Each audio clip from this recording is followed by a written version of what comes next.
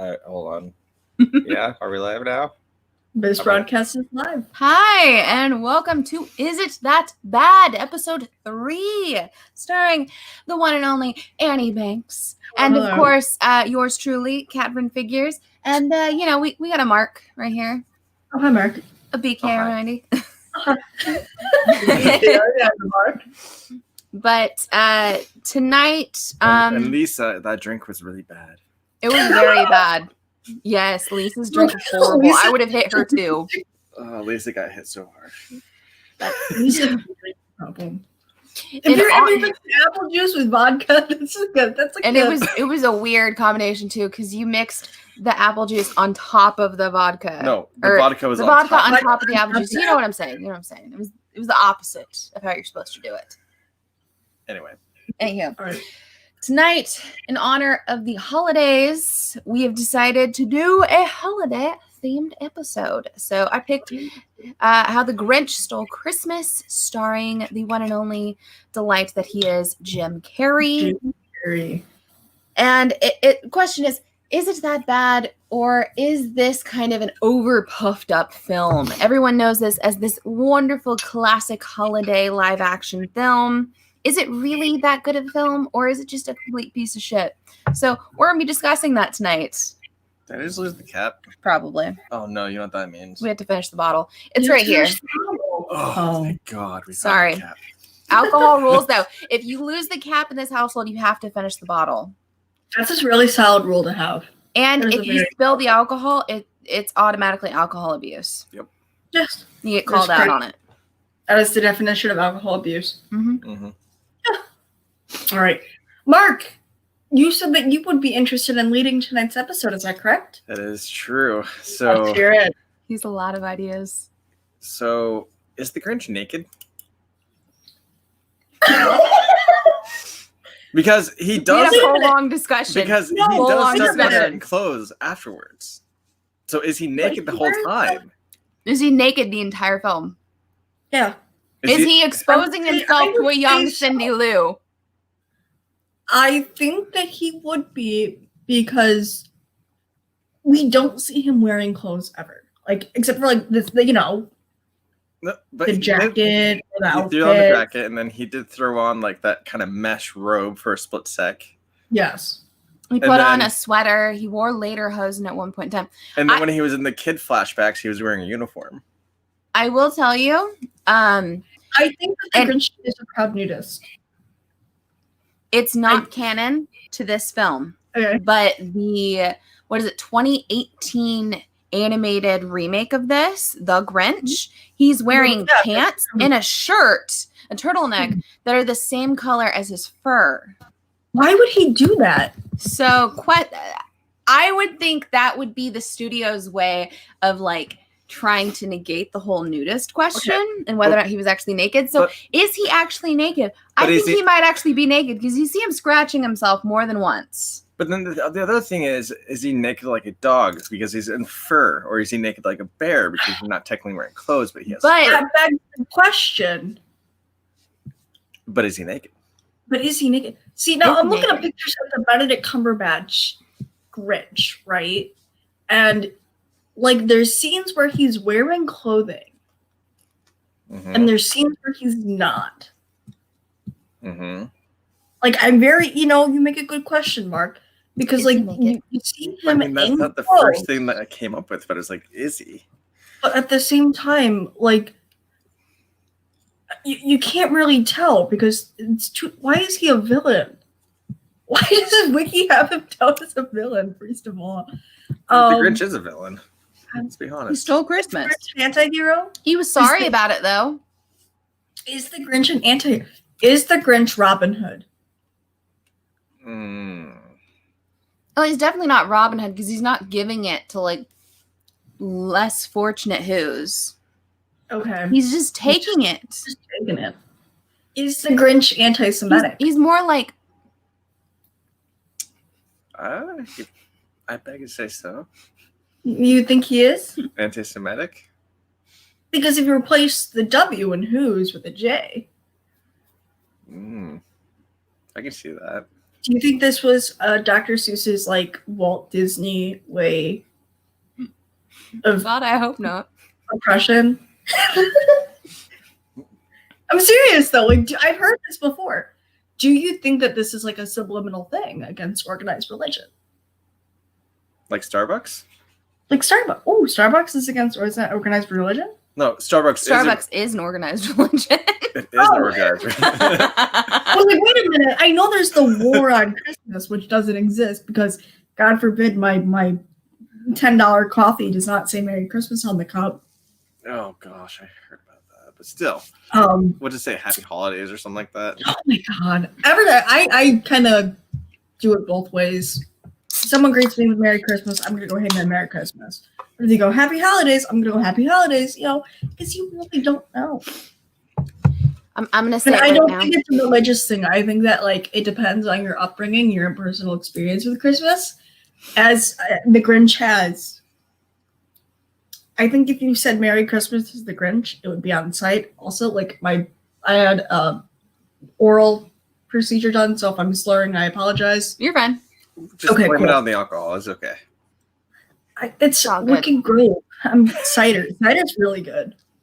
I have discovered a newfound love for hard cider. But okay, then also like for holidays though, Yeah.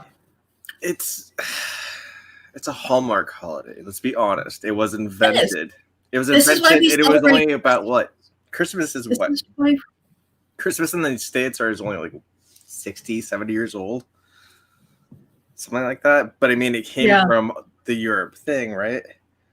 Where Saint Nicholas. It's huge. It's huge throughout Europe. Which, St. I'm not Nicholas Day, My- which is earlier in December. Mhm. That's like the really big gift giving, mainly Roman Catholic Mhm. holiday. Because my mom is I'm Roman Catholic. My mom is Roman Catholic, and it's super cute. God bless, she's adorable. She does the Saint Nicholas, like she'll give us Saint Nicholas Day gifts, but like we have to pretend that we don't know about it, And she'll do my sister and I were very little, she would do the coins, the gold coins and the shoes, because you leave your shoes outside of your doorway for Saint Yep. Nicholas. Yep. And then Or Krampus. or Krampus. Krampus is fun. I think we should have It's a really Krampus Day. naughty. They do. It's Krampus Notch. No, I mean like actual. It's not big here in the Notch. States, though. No. So my mom was raised in Germany for a good chunk of her childhood because army brat. But Right. there in Germany, Christmas was a huge thing, where here in the States it wasn't as big of a thing when she was a kid necessarily as it is now. But she just remembers like she was the only kid that was stationed on the base, and like everyone just pick her up and put her on a little thing, and she'd be pointing out chocolates. And said by the end of it, she had just bags of like gifts and candies and everything, because everyone just wanted to buy the cute kid like stuff.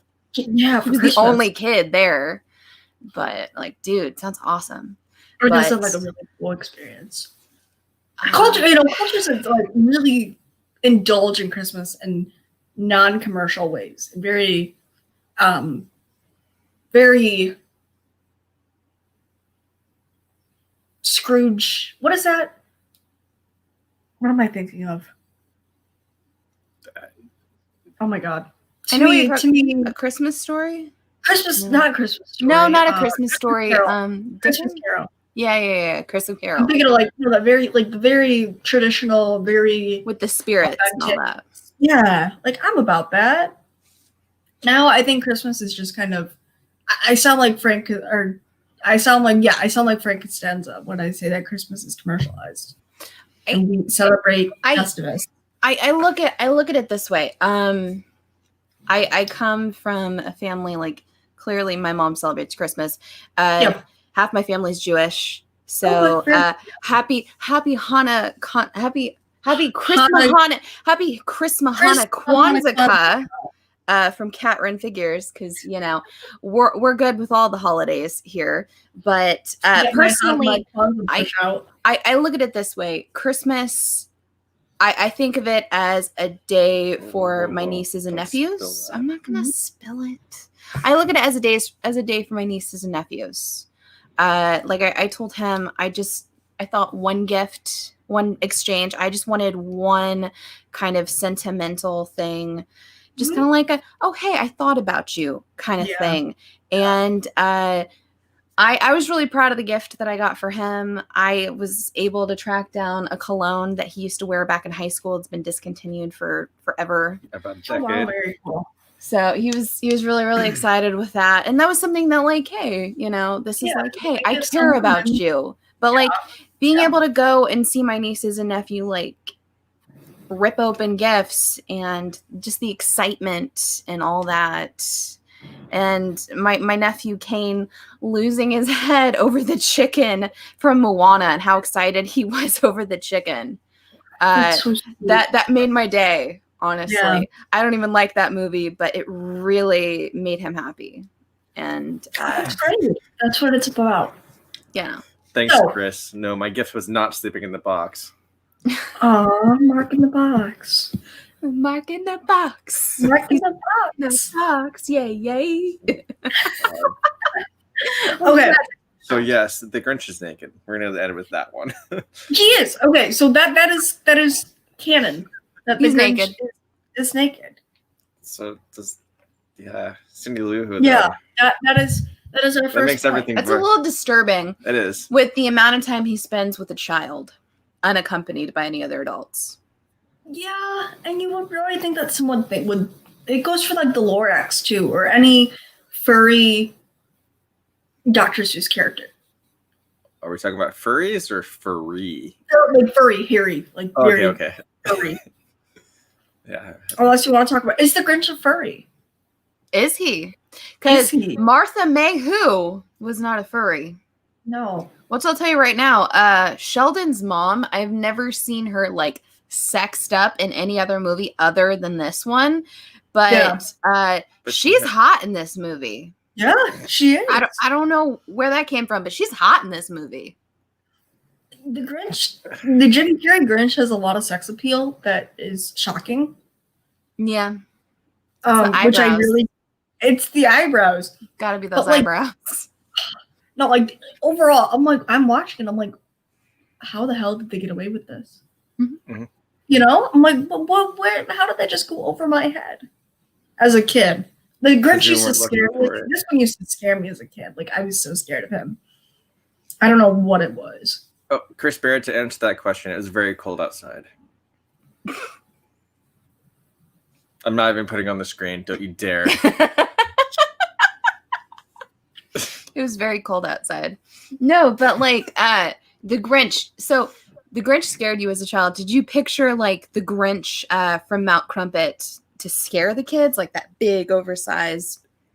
You know what that he used for like with Max, or what did you picture when you're like the Grinch is scary? Because like little kid mindset and like your memories versus like adult mindset. Little kid mindset and my memories. It was the head that they used with Max. I think it was just like the appearance of the Grinch at the time. For me, again, I was like 4 or 5 when I was watching this. You know what I mean? And I was a really anxious kid, so I was afraid of Yoda at one point. It's kind of it's something that I remember just making me really, really, really uneasy. And then watching it more and getting more desensitized or becoming more desensitized to it, I was like, this isn't that bad.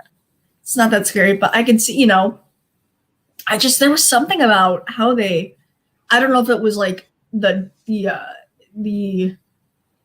underwhelming mechanics of the early 2000s cinema, that everything was so cheesy that I was like, ooh, I don't know. I don't really want to watch this. It freaks me out. But I just remember my sister and I she would watch it. She really liked it. I remember was like, not for me. No, thank you. And I'd go about my day. But as I got older and I was like, it's Jim Carrey. The man's going to win an Oscar for Sonic this year,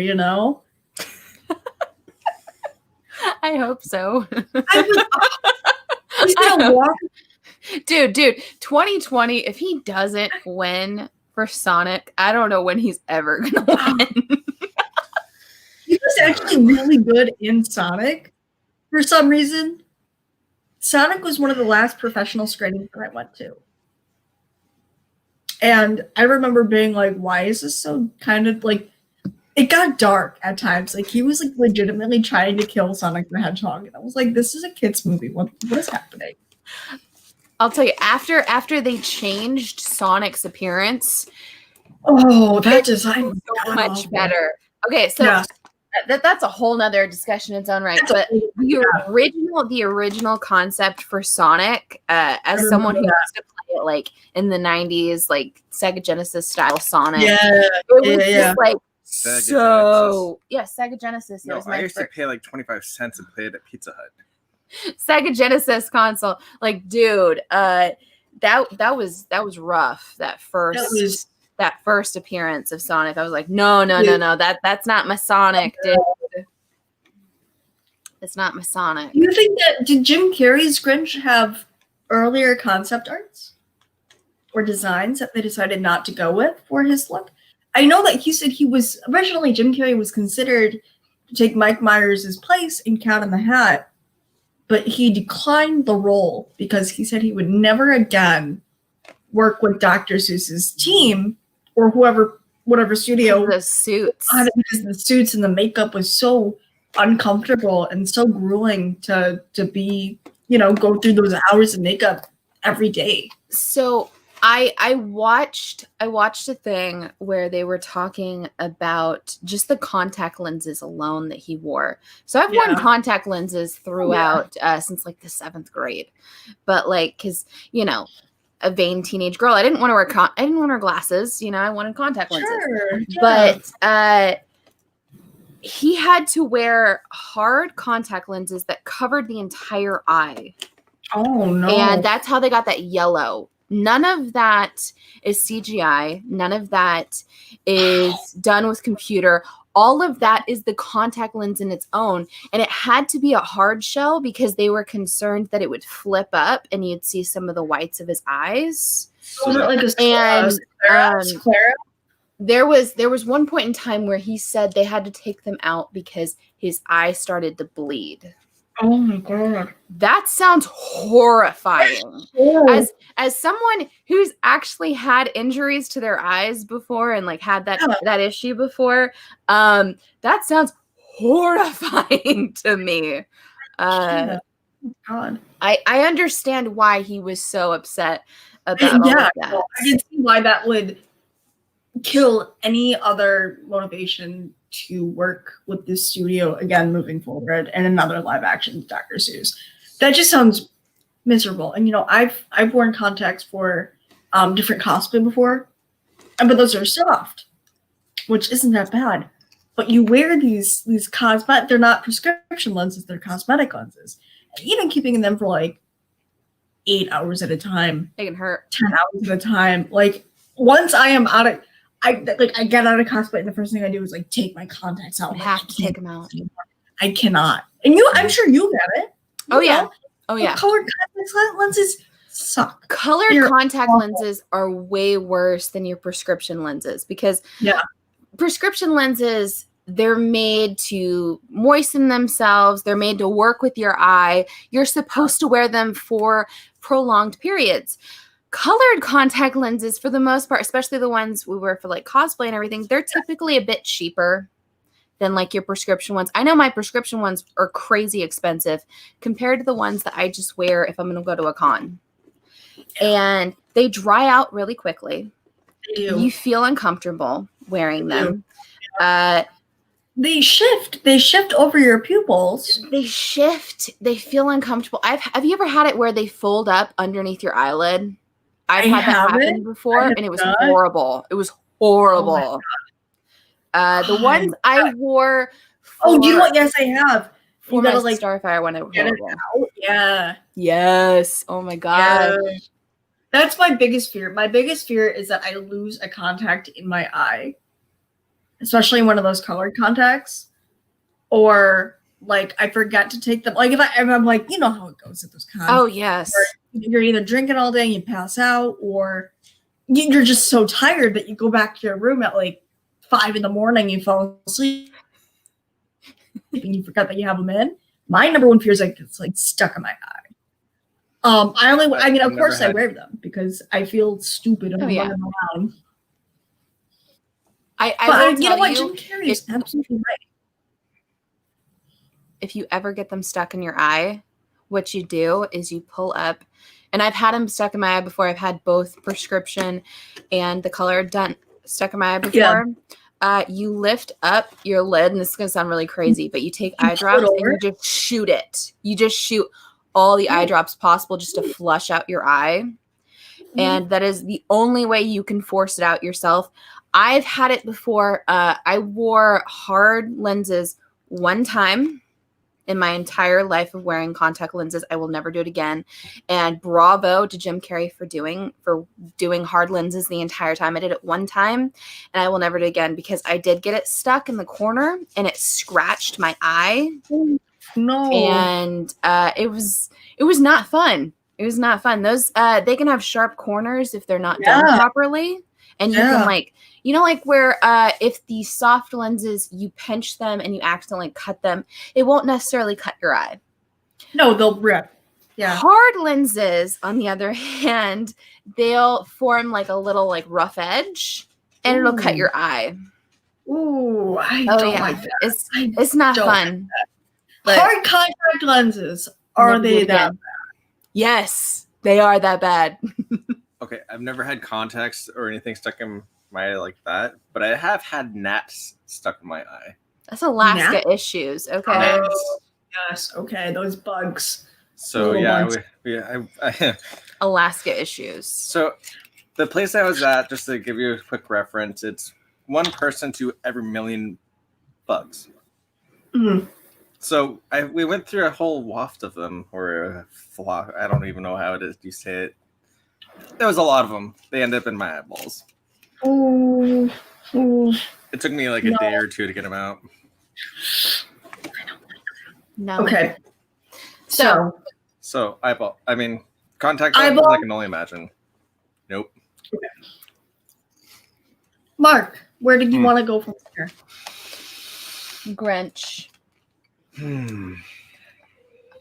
How about this? Everyone's earliest memories when was the first time you saw this film?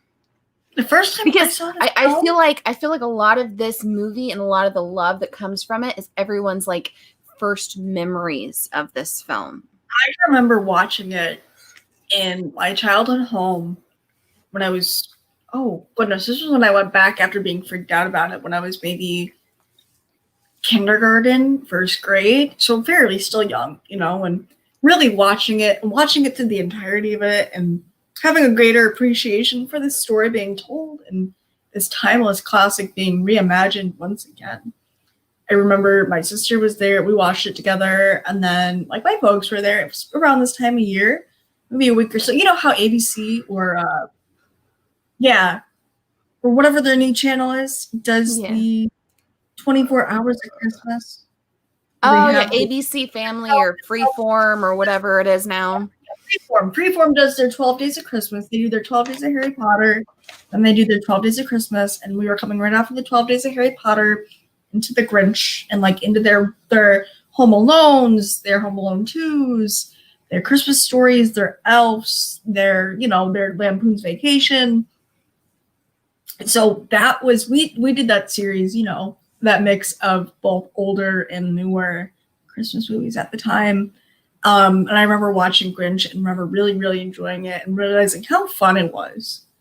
It's just a really creative backstory given to a character that doesn't really have a lot of backstory. For the first one, you kind of know why he's on Crumpet, you kind of know why he's alone, but you really don't know the actual origin story of the Grinch. And I think having context of that really kind of took this beloved cartoon classic and clarified a lot more and really opened up that story so that artists or creators who wanted to further themselves or further the story in Dr. Seuss's ongoing lore could build off of that. Sure. What about you? Me personally, I remember the first time I got to see this because my mom had surprised my older brother and I with tickets. Mm-hmm. Apparently, she she went on her lunch break and standed and fuck, I've been drinking. She stood in line. She stood in line in order to get tickets to see this. And this is back when, like, hey, tickets are on sale. You have to be there in order to purchase tickets. You can't just buy them online or hold them or whatever. What was online back then? Nothing, because it was the 90s. No, but it was 2000. It was what it was like what 99, 2000, It was something 2000. like that. It was whatever. No, it was 2001. 2001. I think it was early 2000s. I was like 7 years old at the time, but like it was crazy. I remember they oversold the theater, so she had to stand behind us. She didn't actually get a seat. That was how oversold the entire theater was. My brother and I both sat down. She stood behind us because my mom is a champ. And I just remember being immersed in the world of Dr. Seuss. And it's like we were raised on these books. It was a film that we had watched so many times before and such a time-honored classic leading into it. And I fell in love with the whole thing. I love the look of the Who. Something that has always, and to this day, I still am obsessed with is the hairstyles that the Who's have with like hair, like food in their hair and like all the braids and like all the elaborate things. And to this day, I want one. Sorry. I want one of those candy cane girl costumes. That's what you were saying. Headpiece, like, dude, yes. I want to be one of those candy cane girls so bad. To this day, you gotta give it to that. You really have to hand it to the costuming department. The costuming, the Grinch, How the Grinch Stole Christmas, Ron Howard, 2000, yeah. Yes. Man, it just had its 20th birthday. How crazy! Happy birthday, Grinch. Happy birthday. There you go. Grinch. I'm just like a Who now. Your nose isn't enough, honey. Ow, that really hurt. But for a low budget period in cinematics and filmmaking and television, you know, we were not as blessed and as fortunate to have the advances that we have now. We don't have a lot of, you know, back then you could definitely tell everything was on green screen, everything was CGI. There was a lot of shoestring budgets being passed around, even by these big name studios, where they were just kind of doing what they could get away with at the time. You know, that time period was kind of known for its unintentional comedic flair to how bad everything looked. But with this movie in particular, it really does stand out as just an awesome production design, awesome set value for what it was. Costuming and makeup, that was, you know, early 2000s. You don't really see that length taken. Today, no. Yeah. Yeah, you don't. I mean, even today, you kind of don't see that length taken. Wonder Woman 84. Throwing some shade there. Wonder Woman 84. Throwing some shade. My review of Wonder Woman 84 on mainframecomiccon.com. Please read it. Check it out. I had a lot of fun writing it. It was fun to write reviews again. Sorry, wrong tube. But yeah, no, I think that for where the film definitely lacks in dialogue or post-production value, a lot of production value can be applauded and handed to. And I think that that's something that really stood out. You're talking about the candy cane girls and stuff like that. I will always remember, like, I have like a memory of seeing the baby Grinch for the first time. Yes. And I will always remember the detail that was taken to put that together. Like that's something that's always going to stick with me. So when we rewatched this for this review and everything, I told him that Baby Grinch came too early. Baby Grinch was before his time. If Baby Grinch came out now, Baby Grinch would be like Baby Yoda. Okay, yes. People would be making memes about him. People would be threatening people in the entire room over him.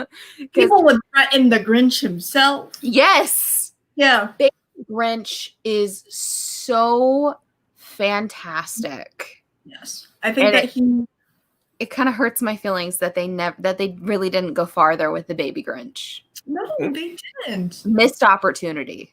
I think that they could have done if there was one thing. I don't really know a lot about the marketing and advertising that surrounded the movie. Do you remember anything? So one thing that I do love this film for, and another reason I was going to bring up why this film kind of shaped me to be the adult that I am now, was How the Grinch Stole Christmas was the first time I really became aware of rescue dogs and rescue animals. Oh, and it's something that's kind of shaped my my adult life and who I am. I've done a lot of work for like rescues and like the animal shelters and everything around here, and like, you know, all that. But all of the dogs they used for Max were in fact rescue animals, and they did quite a bit of work to make each one of them look similar, including all of them had fake ears that they wore. Several of them wore jackets or fitted suits or, you know, boots or what have you.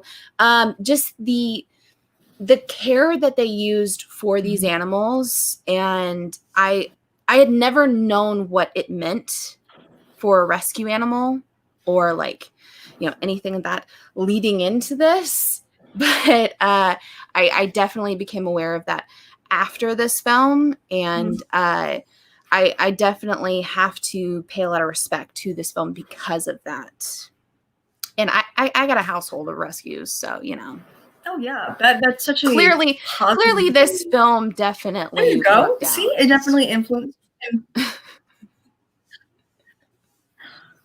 Oh yeah, and it's just a great way to home rescue animals and give them something to kind of call attention to adoption instead of, you know, these puppy mills that are still very popular. My boyfriend has a couple of rescue dogs, and, you know, they take in rescue animals and stuff like that. So, you know, he was kind of saying the same thing. You don't know how you're changing these animals' lives by taking them in, but once that starts to show, you won't know, you know? And I kind of wish the Grinch used that more. Yeah. I know they had documentaries that came out after the fact, because I remember watching them as a kid. There are documentaries out there that go into all of the efforts to find Max and the rescue animals that they did choose and all of that. I remember that being a huge part of this film for me personally. I definitely, one thing that I don't like about this film and how they handle Max is the Grinch almost kind of seems a bit abusive to Max at times. I think that is part of the Grinch's character, though. You know what I mean? Like, but I don't think it's like, damn you, dog. You know, I'm gonna throw a rock. It's not like him hitting the dog or anything. No, but you don't necessarily get that aspect in the book as much, or even in like the older animated iteration of this film. You don't necessarily get as much of that. You might get him like picking the dog up out of the snow, which, by the way, a fun little tidbit is they used animal safe eye drops on each of the dogs for those, because they were concerned about their dogs burning their eyelids and everything, and all their eyes and everything. So, you know, great job for the animal handlers. Of course, they didn't care about Jim Carrey that much, but the animals were definitely comfortable during the filming of this. So he was treated lesser than a literal dog. Yes. I think what is kind of cool, though, I know we were talking about the character design of the Grinch and that bodysuit he wears and like the hours and hours of makeup that Carrie went through each morning. One thing I really, really think is amazing about Jim Carrey, I think he's a weird guy, right? But one thing that I do admire is the absolute and total control that he has over his voice and over his facial muscles. When he would do that thing with his eyebrows, that's him. That's him. I think that his almost inhuman ability to change his appearance through his facial expressions is absolutely mesmerizing. He's just able to sink into a character.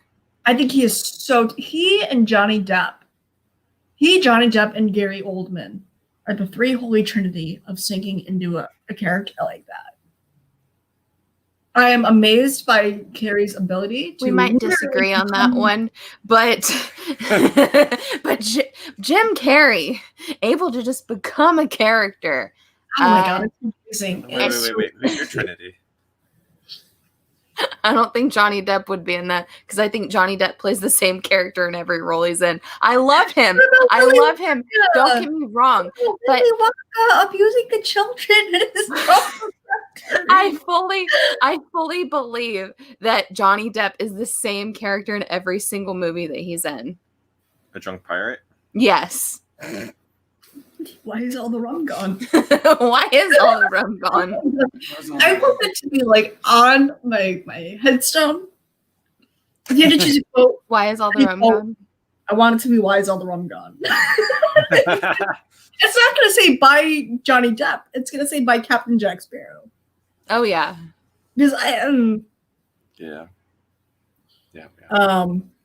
Chris Barrett says Johnny Depp, Daniel Day-Lewis, and Adam Sandler. Adam Sandler plays the same character over and over again. Adam Sandler does play the same character in every single thing that he's done. Adam Sandler plays Adam Sandler. Adam Sandler is also fantastic. Yeah. I want Adam Sandler to be my dad so bad. I want him to show up, but I want him to show up how he dressed in the mid-2000s. So where he wore like the oversized basketball shorts and then the meme ringer t-shirts. Scuba Steve. I am obsessed with that. Chris also adds that Adam Sandler in a dramatic role is very versatile. Have you guys seen Uncut Gems? Yes. He's very good in that. He's very good in that. He's very good in that. And I will tell you, I know that Netflix basically cut him a blank check for the films that he has going on right now. But they've been some fun things. Yeah. What is it? The week of where he plays the father of a bride. It's a not really to be confused great with film. Father of the Bride, Steve Martin, which I was named after. That's my namesake. There you go. Steve Martin's fictional daughter. So, the girl in the movie is Annie Banks, and when my parents were dating, they went to go see it. And my mom kind of goes, "Oh, Annie Banks, that's a cute name." And my dad was like, "What the fuck?" This was when they were still Hey, still married her, still put a baby in her. You know what? Just yesterday was their 28th wedding anniversary. Yeah. So there you go. But yeah, Jim Carrey has the ability he's a human chameleon. Yes. He is a human chameleon, and I think that comes into play here just because you can really see how physically he gets into this. Let it be the very poor posture, the expressions that he uses, the way that he throws his voice around by using every muscle in his throat and his body. I think that's it's such a supernatural talent to have. Not even supernatural, but very rare talent to have. You see it in like ventriloquism and things like that. And I think that's just a cool ability to have, and that he does it very well, and he knows when to apply it. He doesn't go out there and, he knows where his strengths and his weaknesses lie. He knows where to use these emphasized bits in film. He knows where to kind of lay low, especially in a role where you expect flamboyancy, dramatics, over the top. One of the you always see the "I'm not going" scene. Every time someone, that's what I feel like. I wake up and I'm like, I don't know what to wear today. I'm not going. Yes. Yep. I'm like, and then, he stands in front of the mirror and stuff like that. And I think that's just a really fun scene. That's one of my favorite scenes in the movies because it's so relatable. And he really puts his entire self into this role. It's a lot of fun to see. And, this movie might not be spectacular, but it's a lot of fun to see this actor as grueling and as miserable as it may have taken a toll on him physically. I think that he really toughs it out. He really sticks it out. He really is a trooper for that. So I'm gonna get to that, but okay. I know when he was growing up, when he was a child and everything, one of his big heroes was Carol Burnett. Oh, wow. Yeah. And he loved the Carol Burnett show 100%. So he sent in a videotape of him auditioning for the Carol Burnett show when he was doing impressions. And he said that she sent him the nicest rejection letter he has ever obtained in his entire life. And he still has that framed and professionally matted in his household. And he says it's his prized present. His prize 100%. That was his hero telling him, keep up the good work. Yeah. No, but you're really close. You're doing a great job there. That's awesome. Personally, when Carol Burnett says, hey, you're doing a great job though. Keep it up. You keep it up. And especially to someone in their youth, where acting is such a difficult thing to do, and excuse me, Annie has a pizza delivery. Pizza delivery for Annie. So, I would say, actually, Chris Barrett, didn't he play straight drama in the number 13? 13.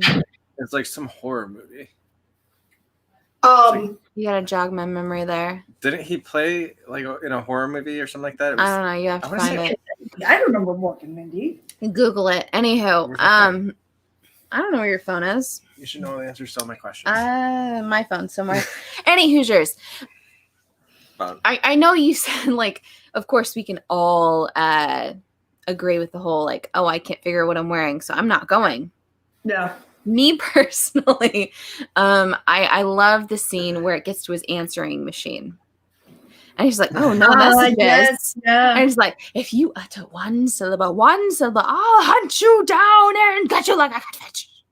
If you'd like to fax me, press the star button. I love that so much. And I did that for a whole full week in high school until I was told to change it. I did. No. I did. It's still not as bad as my voicemail. Your number? Which one? Just your number, because you never set up your voicemail anymore. There was one time I did set up my voicemail. It's hey, you reached my voicemail. I might not read it or listen to it, but I might see your missed call. They just left it at that. Or I've actually done it. Hello. Oh my God. Hello. Dude, that voicemail pissed me off so much. Can you hear me now? So he are you there? He had a whole conversation with you on his voicemail, and you thought that he'd actually answered. I'm so sorry. That's what that's when it'll ring and she'll go, hey, it's Alyssa. And I'm like, oh, screw you. Because she'll go, hey, and I'm like, hey, by the way, and then she'll go, and then I'll hear it's Alyssa. And I'm like, oh, it's a voicemail. There are so many really great, very before their time comedic chops, the voicemail included, where it's just an underpopulated scene. And again, a lot of this movie was definitely before its time. Definitely. Ron Howard was ahead of his time with this. Out of all people, the same guy that gives. Well, you know what? No. I take that back, because Ron Howard also gave us Arrested Development. 23. That's what it was.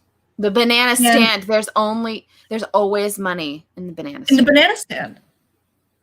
Such a great, they were making build the wall jokes. They were making the Bluths were the Trumps.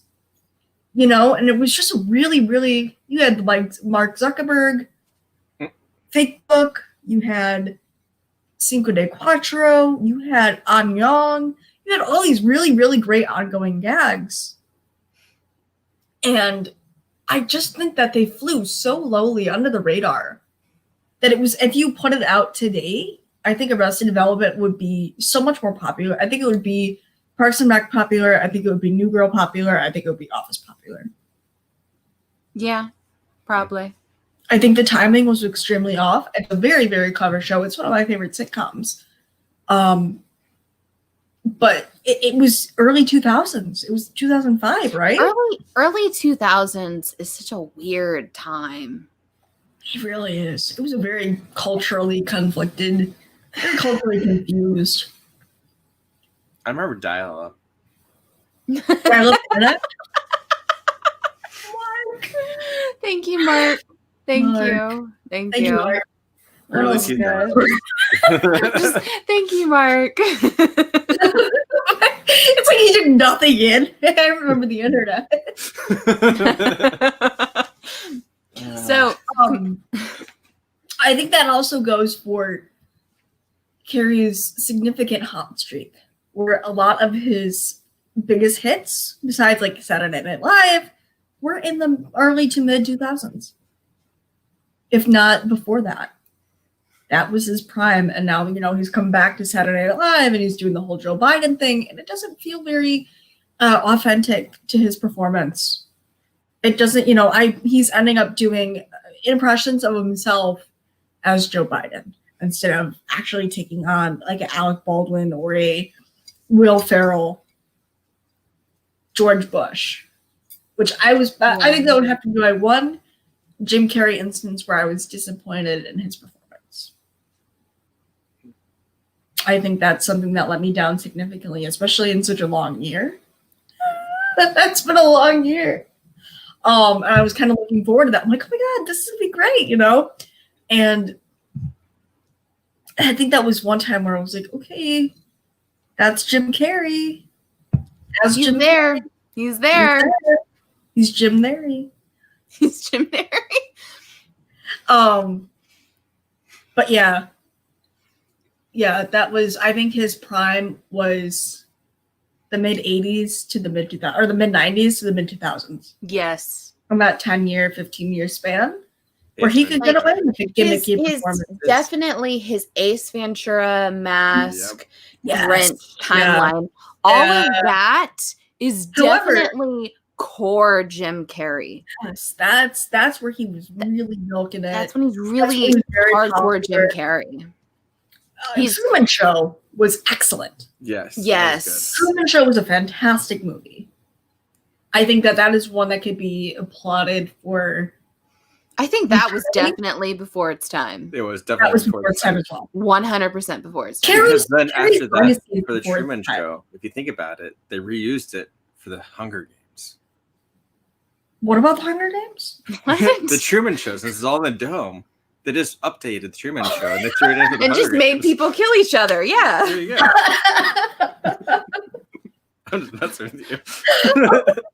Hey, do you remember when Woody Harrelson showed up to the Catching Fire premiere in his pajamas? Yes. Yes. Yes. Yeah. Do you think he was drunk? Dude. Oh, Woody Harrelson. Probably. He makes me laugh. Probably. It's Woody Harrelson, probably. No. He's very chaotic. But yeah, no. So we got through kind of the first, I'd say like 20 minutes of the movie. Mark, where would you like to take this conversation? Okay. Where do you want to go with it? We got up to the baby Grinch. Got up to the We're baby back Grinch. to the baby Grinch flashbacks. So how did he turn on that giant vacuum cleaner and start sucking out all the food and presents? And he only got the one cat and not the kids. It's the magic of the movie. He's got the one cat, and I mean, you saw how small some of those Who's were. Are you sure that he didn't suck some of those up in the bag? That's true. That's true. They had tiny Who's also. Oh, you're right. Know. 40 years of Who. And they live on the little dandelion. Yes. But, hey. So we argued about this. So he forgot in the middle of this film, the middle to the end of this film, that they were actually on a snowflake during this entire film. All of Whoville is actually on a snowflake. And we discussed this, whether or not they were actually like a little speck or not. And he's like, well, when the snowflake melts, do they just destroy? Are they just destroyed? I was like, no, because they're in Horton Hears a Who, and that comes after this. No, but when that snowflake gets hit by a No, snowplow, but they're a Cinematic They're a universe. speck then. They're just really, really small. So does that mean that all of the Dr. Seuss cinematic universe is micro-sized? No. Because No? Horton, I would say, Mine is is also out an here. elephant. Horton's an elephant, and he's out here, I would say. I would say that he and a lot of the Dr. Seuss world are out here. I would say that the Grinch, the Cat in the Hat, and I would say definitely the Lorax are all in the microverse. Because we've seen them all interact more than once in the animated films and in books. Kevin Feige, take notes. Dr. Seuss, my dear, I read way too many of your books growing up, but he's kind of like Shakespeare. we have both. We have both writers. Cat in the Hat and the Grinch interacting, and the Lorax has made a few little like minor little appearances here and there, or they've mentioned him. He's Danny DeVito, which honestly, Danny DeVito kind of looks like the Lorax by himself. Why did they have to make that animated though? Kind of the same way that Jerry Seinfeld looks like the bee in the Bee Movie. I love Seinfeld so much. Like, he looks like the bee. Yes, he does look like the bee. He does look like the bee in Bee Movie. Well, that's because CGI is so good that he took his face. Oh my god. Jerry Seinfeld with lighter eyes is just the bee. Yes. If you put him in a striped sweater and held up two pictures, the same guy. You never see him in the same room? No. You know what you should do? Prove me wrong. I rest my case. Just prove I me could wrong. not be wrong. You should just pause that scene in like Seinfeld and take up the Snapchat filter with wider eyes. Oh man, I love Seinfeld. But yeah, so we've got the macroverse and the microverse. Yes. So Carlito Classico. Hello, Carlito. Taylor Momsen. Yes. So this is her first real big break. Right. She is a rock star now. Oh yeah. She is the headliner of the Pretty Reckless. So huge shout out to Taylor Momsen. But she is tiny in this. Oh, she's a baby. She's a little munchkin in this. But she's still a very small woman. Yeah, she is. So she's still tiny, but yeah, she's a little munchkin in this. So Taylor Momsen, her first real time we actually are introduced to her singing or her on screen. What do you guys think? I think she killed it for a child star. It's a lot of fun seeing child stars have their big break and do very well with it. Because there are a lot of child actors out there that you're like, this kid kind of sucks. And you can't say that a kid sucks. Like, it's like who was the little boy from Star Wars that got bullied? Oh, yeah. I know. The one that played Anakin. The one that played Anakin. In the pod races and all that. Out of his acting career. It's like a 6-year-old boy or something, 8-year-old boy for playing Little Eddie. And I'm like, wait a minute. First of all, Star Wars fans kind of suck. They're very mean people. I am one, and I try not to suck as a Star Wars fan. But I think that seeing children who are willingly or unwillingly pursuing an acting career, and they do very well at it, are very they deserve to go on. You know, I think that it reminds me of the boy from JoJo. I was talking about this earlier. The boy who was JoJo in Jojo Rabbit. That was his first ever on-screen debut. He was Jojo Rabbit. Taika Waititi Nazi movie. I don't think I've ever seen Jojo Rabbit. So good. I think I just broke Annie's heart. I don't think I've ever seen Jojo Rabbit. I'm sorry. That just went completely over my head. Have you ever seen Jojo Rabbit? So nice. I was born under a rock, raised under a rock, and now live in a That's true. That's true. I've exposed you to quite a bit since you and I have become a thing. My mom put me outside and said, "Have fun." Have fun. You know, you don't need this magic picture box. Have fun outside with your friends. That sticks. The girl Ellie, or the individual Ellie Fisher, who was Kayla in Bo Burnham's 8th grade. She was very, very fun to watch. And then Imani Vellani, who's going to be Miss Marvel in the upcoming Miss Marvel series. This is her first ever acting credit. Her other acting credit will be returning as Kamala Khan in Captain Marvel 2, which will be the only reason why I will be watching Captain Marvel 2. But I think it's really neat for Taylor Momsen to see a lot of success come from this. I also like how she's like only credited for like this, Spy Kids, Gossip Girl, you know. She was okay. You know, this might really hurt my cred. Okay. But I loved her in Gossip Girl. I thought she was fantastic in Gossip Girl throughout. Yeah, you made me watch it. Yeah, I'm sorry. I gotta pull out the girl card here and say I watched Gossip Girl. Okay, full girl card here. I watched Gossip Girl, and I thought Taylor Momsen was great in it. We got introduced to Blake Lively. We had Leighton Meester in it. I mean, dude, it was an all-star cast at the time. Honestly, that is true. Yes, and it was a very well-known series, very well regarded. What is his name? Is it Penn Badgley? Who went on to Netflix You later on. And he was Joe. Right? Like, dude, at the time, an all-star, like, you know, never done anything before cast. And a lot of them have done quite a bit for themselves moving forward. Wait, What? Was Gossip Girl before or after Easy A? Before. Okay. Before, my dear. Because then he was also on that. Yeah. We recently rewatched Easy A, by the way. Oh. We haven't seen that in years. Yeah, it's a very fun movie. Very fun watch. A very fun movie. It's a great Canadian film. Oh, yeah. Canada has a lot of good films. No, Easy A. Easy A. I'm I've been drinking too much. Back to the Grinch. All right. So, Can we get to the point where we start talking about our favorite iconic holiday films for this time of year?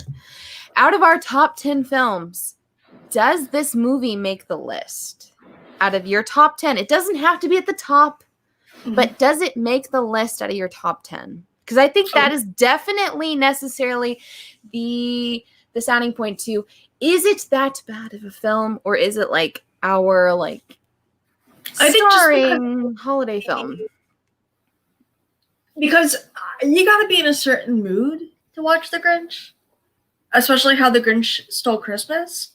And I think that's I feel the same way about How the Grinch Stole Christmas as I do with Nightmare Before Christmas, where I would only go out of my way to watch it in that window of time from October 31st to December 31st. And I think if you said you want to watch this movie any other time of the year, I would say no. Absolutely not. May 2nd. You want to watch this film? Put it on my calendar. Why don't you? But I think that on my list, my list of films for the holidays, I'm not going to say it's going to be top 10. I'm going to say it's top 15. Okay. I don't think I think there's some more classics that I reserved for top 10. I think there are some that I can watch again and again that could take up multiple spots on the top 10. I can say that it can go in my top 15 of holiday movies because there are a lot of, when you really think about it, there are a lot of Christmas movies out there. Die Hard. And I think that kind of, again, just because it has been something in my personal orbit as I was, infantile when it came out.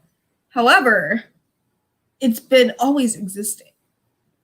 And I think if I didn't live in a time where that existed so prominently, it was not fresh, and I saw it every year through my youth, where it became a routine thing where you go, okay, I'm gonna watch Frosty the Snowman, and I'm gonna watch that claymation Rudolph, and then I'm gonna watch How the Grinch Stole Christmas, and I'm gonna watch, this one. And I think if I didn't have that on the TV ahead of me at such a young age, it would not be as prominent. I don't want to cut her off. I think that nostalgia really, really makes this movie exist to me on my Christmas list, film-wise, because I was so influenced by it. I could talk about it. I am talking about it, and I can, go back and watch it and accept it for what it is. Would I put it in my top 5? No. Would I put it in my top 10? No. Would I put it in my top, generally speaking? Sure. Yeah. It's on the watch list somewhere. It's on the watch list. It's something that I am going to pass down to my kids. It's not something I will, it's something that I will go out of my way to show my kids. It won't be the first one that I'll go out of the way to show my kids, but it will be something that I intend on passing, just because I think it is a staple to not only the time period, but the holiday season of the time period. You can't remake that same movie now. You can't remake it 30 years ago, or you could not have made it 30 years ago and then remade it for the 2000s. You could not have made it in the 50s, where Christmas movies were really, really a big thing, where you had like It's a Wonderful Life, Miracle on 34th Street, yeah, Sound of Music, even before that, Sound of Music, So I think that How the Grinch Stole Christmas is something that I will watch, and I keep on my Christmas watch list as a personal classic, as a timepiece, and as an appreciation for what Jim Carrey has brought to the table. Go for it. All right. So before I get into my watch list for the holidays and everything, you said Frosty the Snowman, and I about lost it. Okay. At some point, I am going to need you to watch Microwave Massacre. And it stars, the voice actor from Frosty, who stars as Frosty in all these films, is in a horror film. And it's fantastic because it's 100% the exact same voice. And if you dub over Frosty the Snowman with the audio from Microwave Massacre, it's the funniest thing known to mankind. It is the greatest thing known to mankind. I'm sorry. I was trying not to laugh when you said Frosty, just because I was like, oh my God, Microwave Massacre. But all right. So me personally, my iconic holiday films, I do agree with you. It's not something that I could just watch randomly. Christmas in July. Yeah, I might watch it in July because, Christmas in July, fuck the establishment. I'm going to put up a Christmas tree because I'm bored and it's July. But whoa. We have to hang from the ceiling. Yeah, we'll hang mistletoe because, our anniversaries. Our anniversary is also in July. No, so hang the tree upside down on the screen. Hang the tree upside down. We still need to get an upside down Christmas tree. It hasn't happened yet, but whatever. But me personally, I'm not going to watch this throughout the year the way I would when it starts to get colder and you start to get that that feeling where you want to drink something warm and you want to taste a candy cane, some gingerbread, and you want to watch these Christmassy films. Me personally, this is something that I've watched since I was a child, and yeah, this is on my top 10 watch list for the holidays. Personally, I've also got Gremlins. I've got Better Watch Out. I've got Krampus. Krampus is wonderful. Yeah. A Christmas Horror Story. I like horror movies. In case you didn't already know, All of the other reindeer. I remember that one. I like that. All of the other reindeer. A TV spinoff where a dog becomes the reindeer that's leading Santa's sleigh. Yes. But I used to watch that. I had an art teacher in elementary school, Miss Brensich. If you're watching this, hey, hey, she's not. But my sister and I just talked about this the other day, and we would watch it before we go on a winter break, and it was just a quirky, really fun movie to watch, and it was so cute and very lighthearted, and the art style was so unique. You don't really see 2D, cartoonish, really flat cartoon, Yes, the art style is very much like this is what you get. Very flat. It's not the shading. It doesn't exist, and I kind of like that for that one specific movie. But also Rudolph, because gotta give that reindeer love. Of course, since Arknight, Die Hard has become a holiday classic in this household. Movie. I honestly did not think that it was a Christmas movie until the last several years. Isn't he singing while he was crawling through the I'm not arguing with you. It's been several years back and forth between him and I arguing whether or not it was a Christmas movie or a Christmas tradition. It has definitely become one for me. Yippee-ki-yay, motherfucker. Yippee-ki-yay, mother. But that's a fun movie. It's just a fun action movie. It is. Bruce Willis has no brain cells left because he's done so many action movies. Is that why he's bald? He also kind of looks like a great white shark. I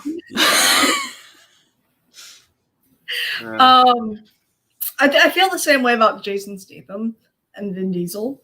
So the bald holy trinity. The bald holy trinity, yes. Yes, let's talk about the bald holy trinity. I'm totally down for this. Wait. But before you guys get all started on this, at the end of the movie, they all go to the dump to have this big feast. Why? For the Grinch. Well, because remember, he is the holiday chairmeister. Yeah, but he's the chairmeister. He won. They have to do it there because he's awesome and he's hooking up with Martha May Who now. But does that mean at the end, all they have to do is just throw their stuff on the ground and he says, yes, it's all Mark, over. We already argued about this. No, that is his home.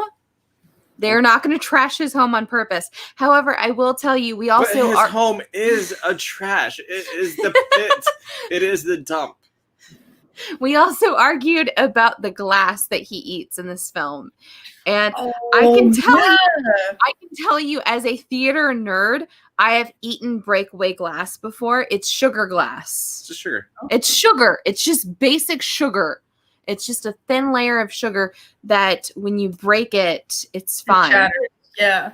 As a theater nerd, I can tell you, I've been hit by sugar glass before. I've eaten sugar glass before. I've been thrown through sugar glass before. It's not going to hurt you. Yes, you can eat it. It's totally fine. He was eating sugar glass 100%. Well, I know that. Mark was too captured by the magic of the movies to remember that Jim Carrey was not eating glass. Probably. Yeah. We had a whole lecture on whether or not it was sugar glass. Yeah, me at 10 years old. No, they said, hey, man, you're going to eat legit glass. And also you're going to put this shit in your eye and you're going to be sweaty and gross. And you're going to eat actual glass. You're going to eat actual glass. Your socks are going to crawl away into a corner and die. That's another moment in this movie. Dog with an antler on its head. Have fun. Max. Sup. Someone's got to get Wi-Fi. Put the antler on the head. It's like that. Yeah. Mark, he's not eating glass. He's not eating glass. He's not eating glass. Yeah. He's okay. But okay. Also, how the heck did they also get that? It goes back to the vacuum. when you dump the garbage into the chute. Into Crumpet. When you dump it to Crumpet. When you dump it to Crumpet, it has to go uphill. Where's the mechanic behind this? It's a vacuum. Misery. And then you notice that he can go up and back and forth between the two. Like, what? Apparently, dump it to Crumpet can also dump it back to the Yeah. Maybe if he put up a sign that said no dumping, people would stay away. Don't tread on me, man. Don't tread on me. What is the Grinch's political affiliation? Where do you think he lies in that? I'd like to think that he's an independent. I personally Joe Jorgens. I would like to think that he is an independent. I would like to think that he is about dumping it to Crumpet because he likes that toxic waste smell, remember? No, those are toxic waste bags. He likes it though. It was one man's toxic sludge is another man's potpourri, remember? Oh yeah, that's right. Exact quote from the movie. I like to think that he's kind of apolitical. I think he's unbothered by. I think you know what? Just for a bit of fun, I'm going to say that this man likes the Green Party.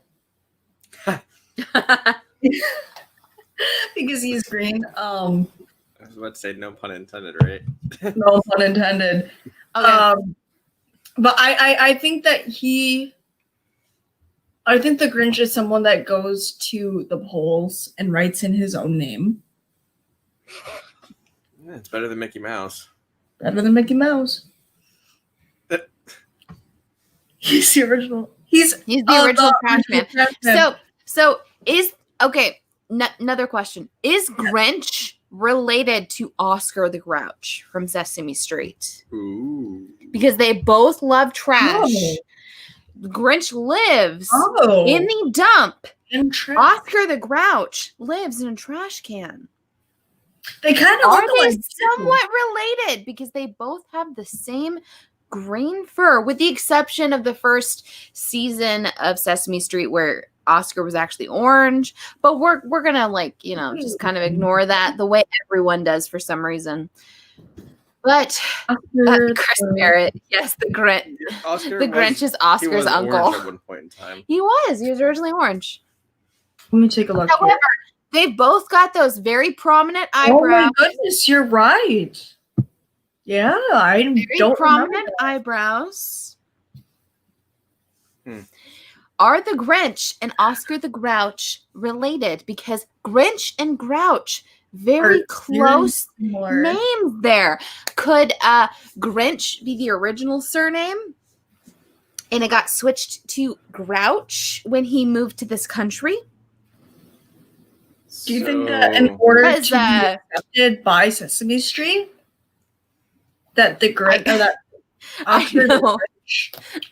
Well, what happens if you type in Oscar the Grinch on Oscar the Grinch? Ooh, where's my phone? You have it, right? Here.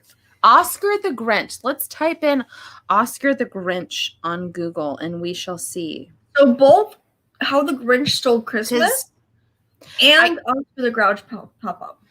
I know we've talked a bit about this. So, but does like that mean that when my family moved to this country, they changed their name to Goodman.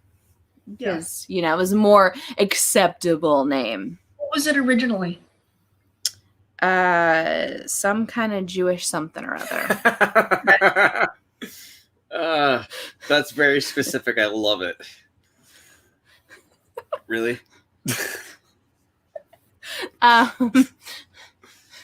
I know. Okay, so my family has gone through several iterations of good something or others. So it was Goodwin, Goodman, and Goodman in this country. Okay. In this country, in Hungary, where you can kind of really trace my ancestry back to. Where you can always find it has all these weird asterisks on it. And I don't know how to pronounce that necessarily. So It's Hungarian on one side and French Prussian on the other. I'm pretty sure mine just stayed the same across the board. You're German, okay? So that's why we say my name is Baker. Thanks. Baker. Now they know my name. Baker. Any Hoosiers. So my dad is half Romanian. He's Swedish, Irish, and half Romanian. Okay. My last name is Banks. But when my great-grandmother immigrated from Romania to the United States, it was Bonscu. And they changed it from Bonscu to Banks. They just shortened it by a few letters. My mom's side, she was Sava or Seva. Kind of depends. I say Sava. Some of them some Seva. Some say Sawa because it's a B, but she's Polish and Ukrainian. She's split down the middle, Polish and Ukrainian. And she still hyphenates it as Paula Sava Banks or Paula Sava Banks. So it's, she never, she only changed it because my dad's, that was like, it was just Bonscu and then it was Banks. So there wasn't like a very large change to it, but it's not one where you go, oh, Banks, that's a Romanian name. It sounds very English. Which I guess that was the norm back then to sound very English. What I was told by my great-grandmother when I was little was you wanted to change your name to sound more accepted, more American. Yeah. You didn't want to sound like a foreigner was the thing. And it was all about being accepted. So for my family, being called a good man, like, oh, like clearly you're a good person, You're a good man, yeah. Like it's a very accepted, like, Jewish name now. Like a lot of people took that as their name when they moved over to this country. But like it was 100% like, oh, well, this is what is accepted. You change your name when you come to this country. For some reason. Yeah. And it's something that I feel like clearly a lot of people, like, I know myself, I take for advantage now. I'm like, oh, okay, whatever. But for a lot of people that are still like necessarily immigrating to the States or that have, changing their identity, changing their name, it could be a whole thing. Yeah. It's trying to be accepted. Shedding of identity almost. Yeah. And it's, so when Oscar the Grouch, who came first? So I typed in Oscar the Grinch, like we said, and it comes up as Oscar the Grouch. Okay. And Oscar the Grouch, hold on. Oscar the Grouch. Did you say 1969? Is 1969. Now let's look up the Grinch Who Stole Christmas. I want to say that the Grinch Who Stole Christmas. I'm going to say the Grinch came first. Well,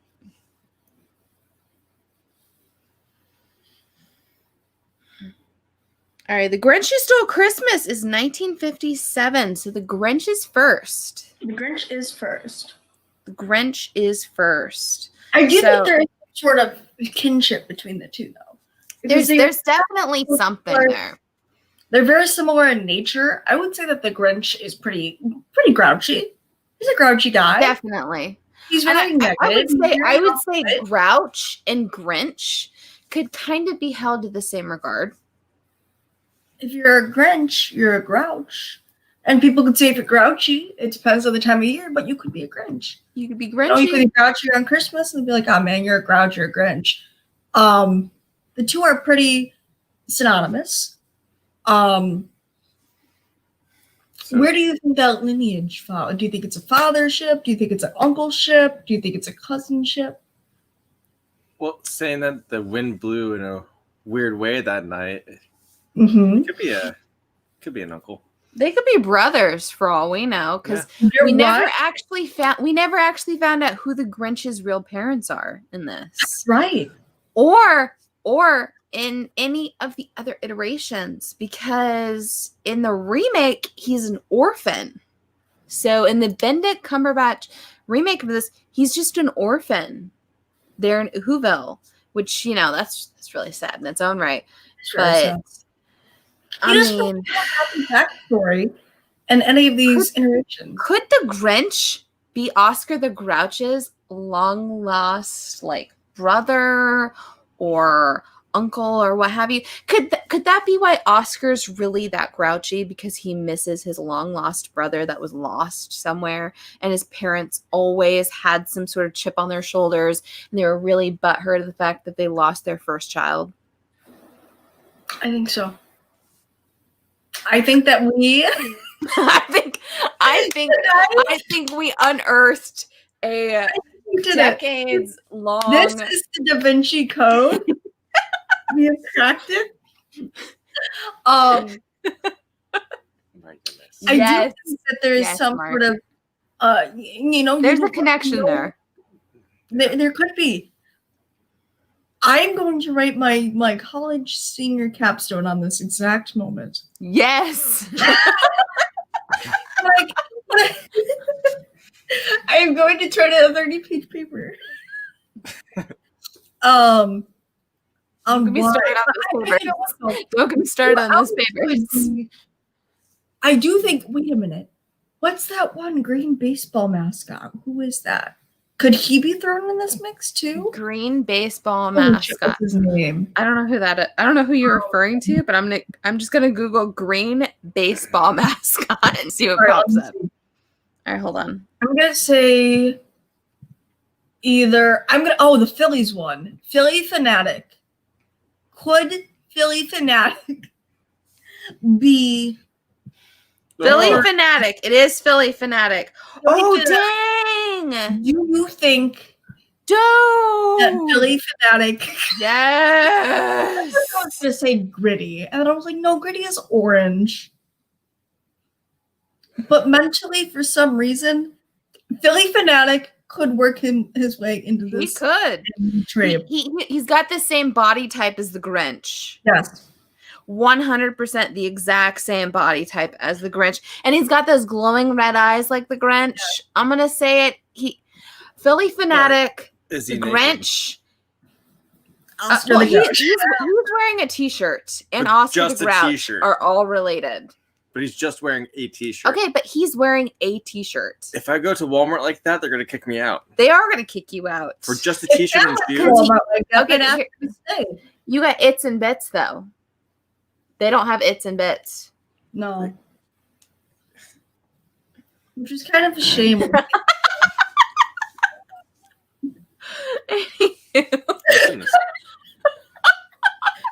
Okay, Chris Berry says, yes, the Fanatic is a cousin.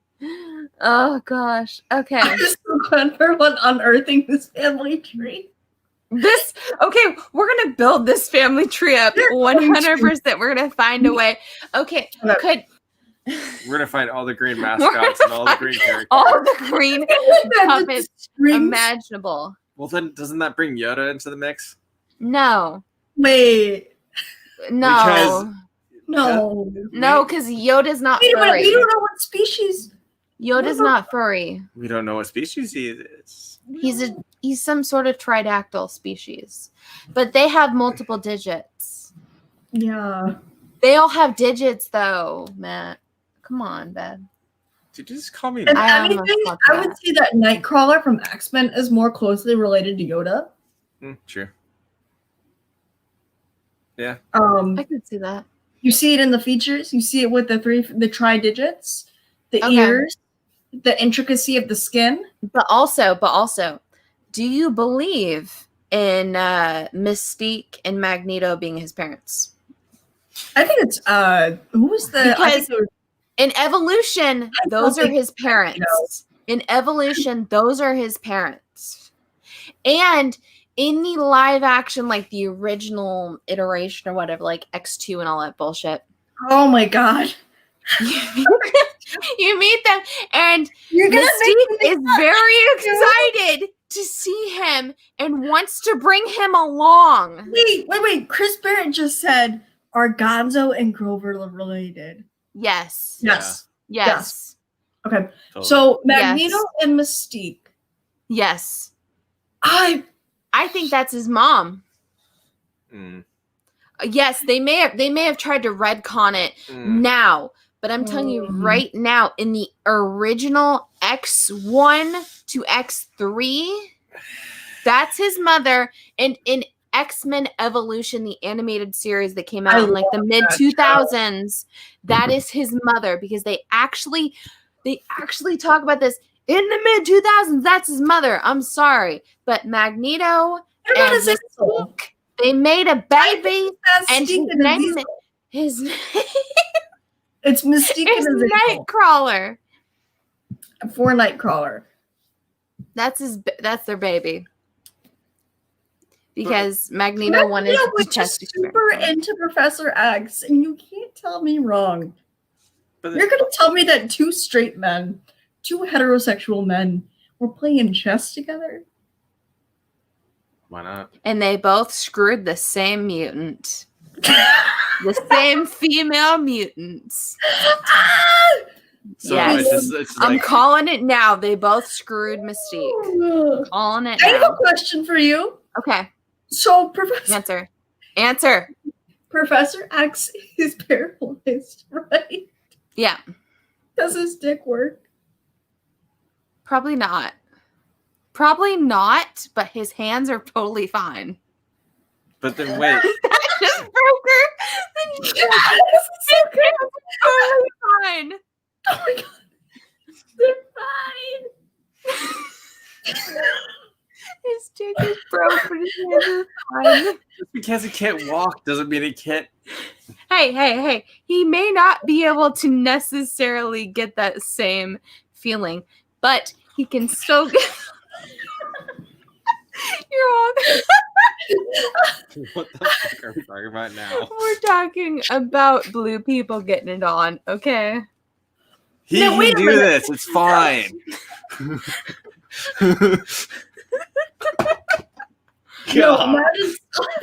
Imagine sleeping with Professor X. He's got no hair to grab, so he's in his bald head. He's gonna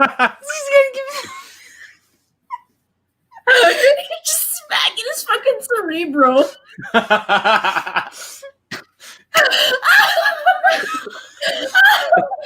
Hey, at least he knows what's good. Okay. All right. Wait.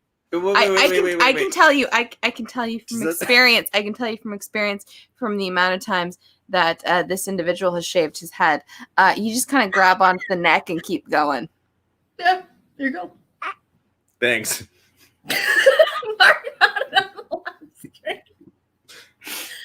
Now we have more viewers that we're talking about this. Of course we do.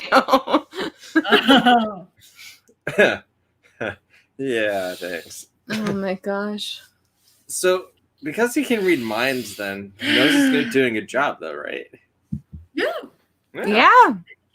I don't think you need to communicate anything to him because he already knows what you want. I mean, he knows. I don't think he's as good as probably like Emma Frost is. Oh no, that's her whole thing. Emma Frost, like, dude. Yeah. Hello, Emma Frost. But what was it? Zap ya? I mean, clearly, he's got to be decent at least. He's got to be okay. You know what, though? I must say, I'm going to take a very bold stance in my next statement. Okay. I'm going to say that Wolverine is a power bottom.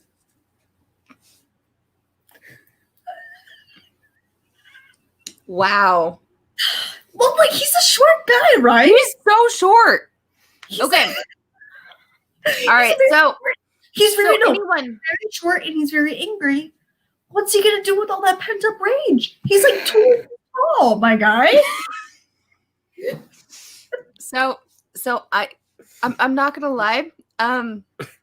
We may have discussed Wolverine a while back, and we discussed like the whole idea of like Hugh Jackman Wolverine versus the actual Wolverine, which Wolverine in the comics, he's basically a pocket rocket.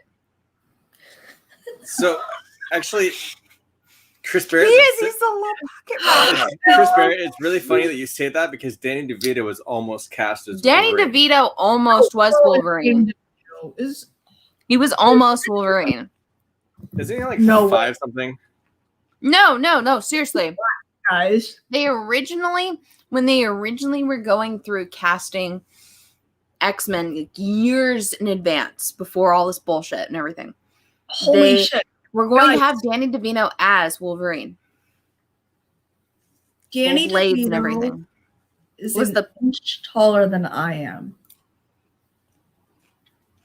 Let that sink in. Does that mean you're a little pocket rocket? Really? Really? Thank you. I love that was her response. You're going to make meeting this person for the first time so awkward because of that statement. No. I make a lot of things awkward. It's totally fine. She's laughing. It's fine. Like, hi, Eddie and Mark. Remember that one time we talked to my wife? We cast as Wolverine. Yeah. I would have loved to see him as Old Man Logan. Yes. Well, now I love Logan. I think it's a wonderful testament to Hugh Jackman's dedication to the role and what he brought to the table, where those original X trilogy or X series really, really struggled piecing the comics together and balancing itself. And Jackman put himself through a lot for that. I view Logan as a love letter to not only the X-Men, but to Hugh Jackman's dedication to Wolverine. And I love X-23.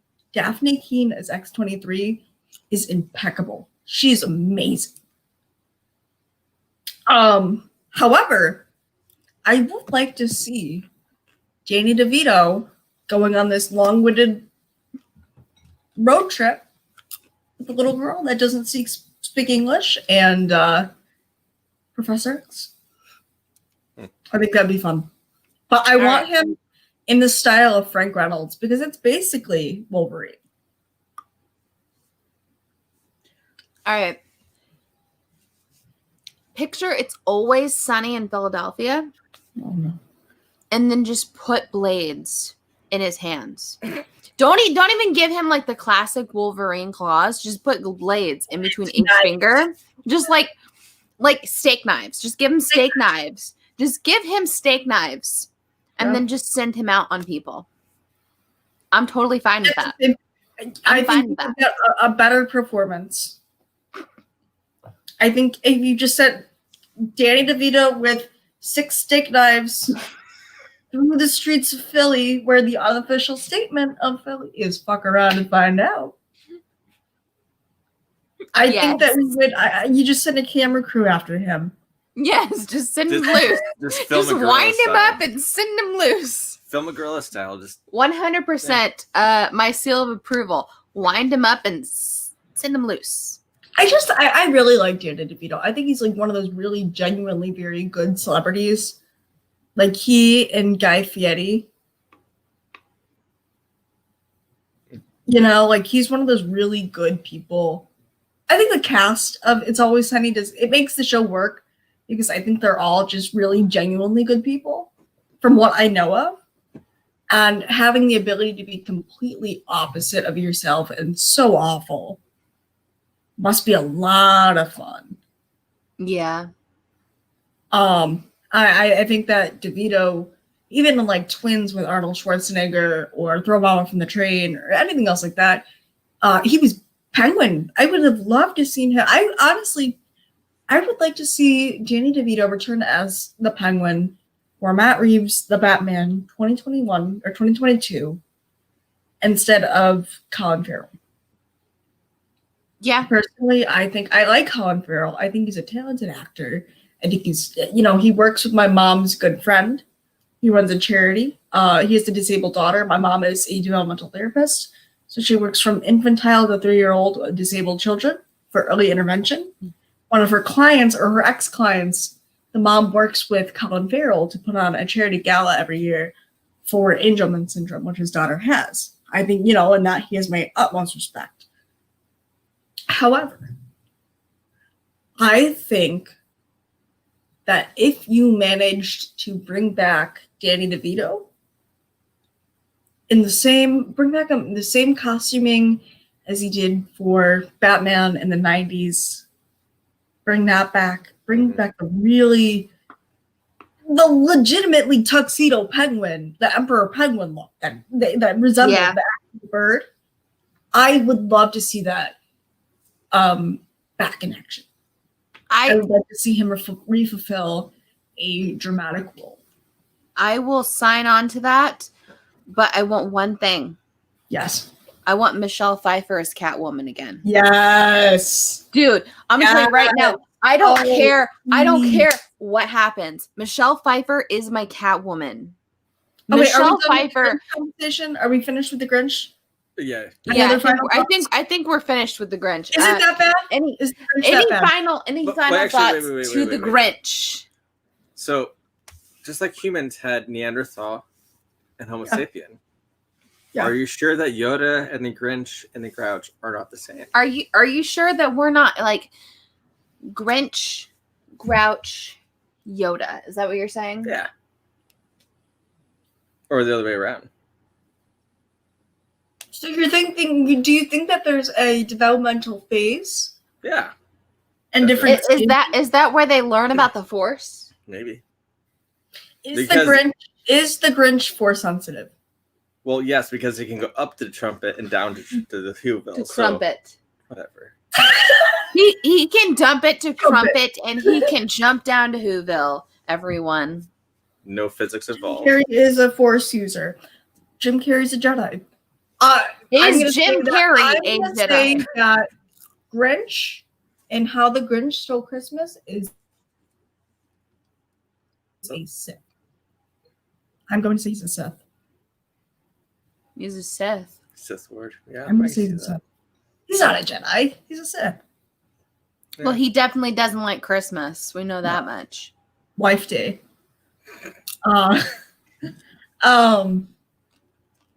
Is it that bad? Take off those nostalgic goggles. Is it that bad? Okay. Is it that bad? Is this a film I will watch year round? Yes. No. Year round? No. Year round? No. No. Is it that bad? Will I watch this throughout the Christmas season? Maybe once. I will definitely make a point to watch it at least once in the Christmas season. I might watch half of it. This has become a staple in my household, in my family. I will tell you, yes, there is definitely a nostalgia feel there. And I really tried to pull the nostalgia out of me for this. And I tried to look at it very seriously. But honestly, I still had a lot of fun with this film. It's a fun film. Yeah. Is it a great film? No, it's not a great film.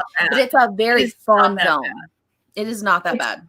It's not bad. Compared to the other films that we have taken a look on this show over the last couple ones, I think this is the best one. By far. I think it's fun. I think it's timeless. I think it's a classic. I think that I think 20 years down the line, it's still holding up. Yeah, you can look at its flaws. You can understand that they are definitely rooted in technology and time. But I think that, is it that bad? No, it's not that bad. It's a happy medium. You can weigh those pros and cons, and you can say, hey, this is a fun watch. It may not be the most intelligent movie on the face of the earth. It may not be groundbreaking, but it's it's easy Christmas watching. And it's something that you know that you're going to go back. It's not like pulling teeth where you're painstakingly sitting through a Wonder Woman 1984 and waiting for it to be waiting for it to be over. It's something you really like watching. Is it that bad? No. Cool. Well, okay, for Wonder Woman, there's a rumor that Kristen Wiig? that character. Yeah. Chris. I think is it Chris? Okay.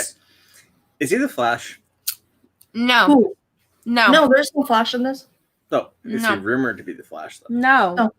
Okay, No one's good. ever rumored that, sweetie. Oh, I read an article, so I wasn't sure if I was just like reading. Where did you read it from? We got this covered? I'll have to find it again. Any Hoosiers. Mark, is it that bad? Mark, is it that bad? Is it that bad? Honest take. There's no judgment. There's no hate. There's no judgment. You can tell me it's a complete shit show. It's fine. Yeah. You can say what you want. Speak your piece, my guy. See, okay, it's not terrible, but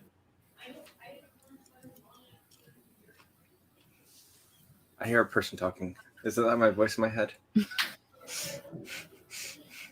Anyway. This is we got the moment captured when Mark starts to lose it. Anyway, so is it that bad? Is it that bad? it's really. I mean, it's no, it's really not that bad. Will I watch it over and over again? No. Do I have to be definitely in the mood for it? No. Yeah, Maybe. it's a seasonal favorite. It's a seasonal rotation. I wouldn't want to say it's Much like you'll eat or drink certain things around a certain time. So I just eat and drink whatever I want. He never stops. I've had hot chocolate in the middle of January. I mean, not January. He never stops. July. I've had hot chocolate. Why not? I think the real issue that we have here is a holiday movie versus a good fun movie. Yeah. Because this is clearly a holiday movie. But like here's the thing. Do I want to let's set Grinch aside. Do I want to watch something like Hocus Pocus in the middle of June? No. No. Why not? No. But I still love Hocus Pocus for what it is. Yeah. You know? Take it for what it is and when it works best. As a holiday film, I would say this is a great movie. Yeah. As a movie on its own, no. I wouldn't say it's a great movie. No. I totally agree with you there, Kat, because I think that you really do need to be in the right mindset to watch it. Same thing as like any Halloween movie, or maybe not for you, but like for Hocus Pocus, for like The Great Pumpkin, Charlie Brown, or Krampus. Let's say, have you ever seen Better Watch Out? Yeah. I won't go out of my way to watch like Trick or Treat in the middle of the summer. You know, I won't. But go out it's clearly has its own place in the season. Yeah. Chris Bear asked us if there are any seasonal movies that you can watch out of season. Die Hard. Are there any Gremlins? Gremlins is a lot of fun. I can watch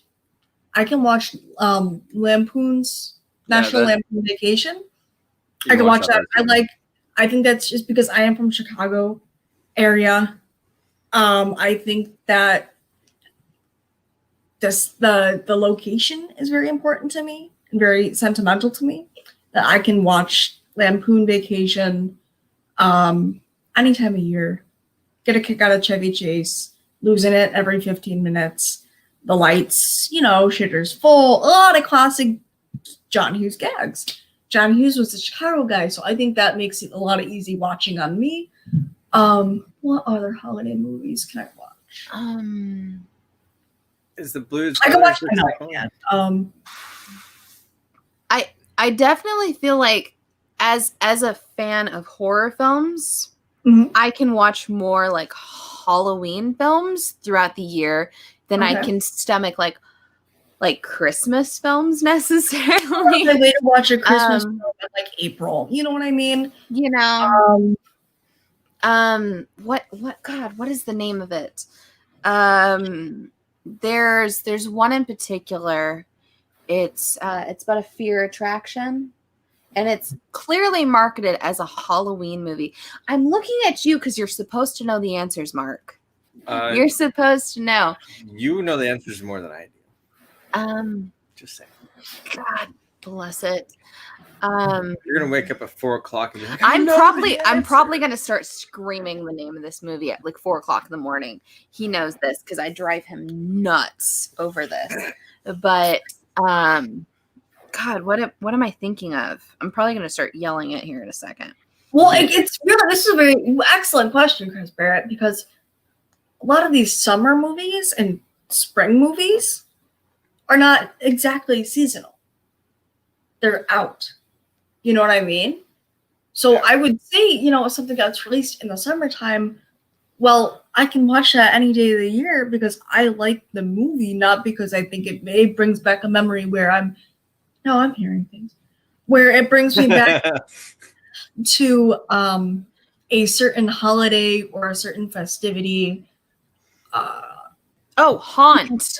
Haunt was one of the movies I was thinking of. So Haunt, clearly like supposed to be a Halloween movie. I can watch that throughout the year. You know what? I can watch, if you set me down and said, Annie, we're gonna watch Elf, I'd go, okay. Well, so because I love Jon Favreau. Have you seen the animated yet? Yes, I have. It's on HBO Max and it's so cute. It's so cute. I love Jon Favreau. It's so it's cute. Just a really great movie.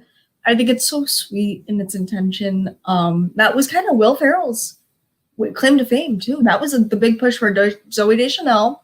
That was the big push for Jon Favreau as a director. That was the big push for Will Ferrell.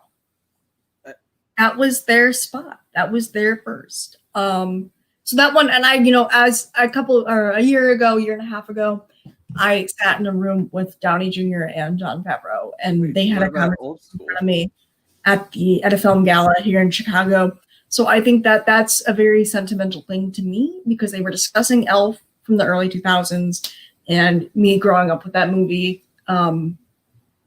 It was mind-blowing to be in that room with these brilliant icons. But is there a movie, I'm gonna say, I'm gonna say, what is that animated movie on Netflix? The new one, the new cartoon one, Kringle or whatever it's called. Oh, Klaus is good. Klaus is good. Klaus is my single movie that I can watch year round. Carlito Classico asked me, what is my favorite Chicago-related movie? Ferris Bueller's Day Off. I love Ferris Bueller's Day Off. That's my favorite John Hughes movie. My senior year of high school, I wanted to do my own Ferris Bueller's Day Off, but I ended up taking a day for myself instead, because I couldn't find anyone to go with me. But I love Matthew Broderick. It's just a lot of fun to watch as Ferris. You've got so many iconic scenes. You're going through my favorite part of the city. You're going through Wrigleyville. I'm a Sox fan. So when I say I love Wrigleyville, I could be, my family could kill me. Because that's a pretty strong rivalry right there. I think that it's super cool that they have go through all of these really highlights of the city. You're not just stuck on Michigan Avenue. You're going through the museums and you're seeing the really neat parts of the city. I just think it's fun. And, ending up in the suburbs, growing up in the suburbs of Chicago, that was something that really stood out to me too, because that's a personal thing. That's an experience to be had. I'm about half an hour away from the city, and even though it's not too far, there's a lot of elitism about that. So I think seeing something where you have Ferris dipping into the city and you got these iconic, you're going back, say Ferris and the Bueller, and a lot of those really Bueller. Yeah, that's got to be my favorite Chicago-related movie.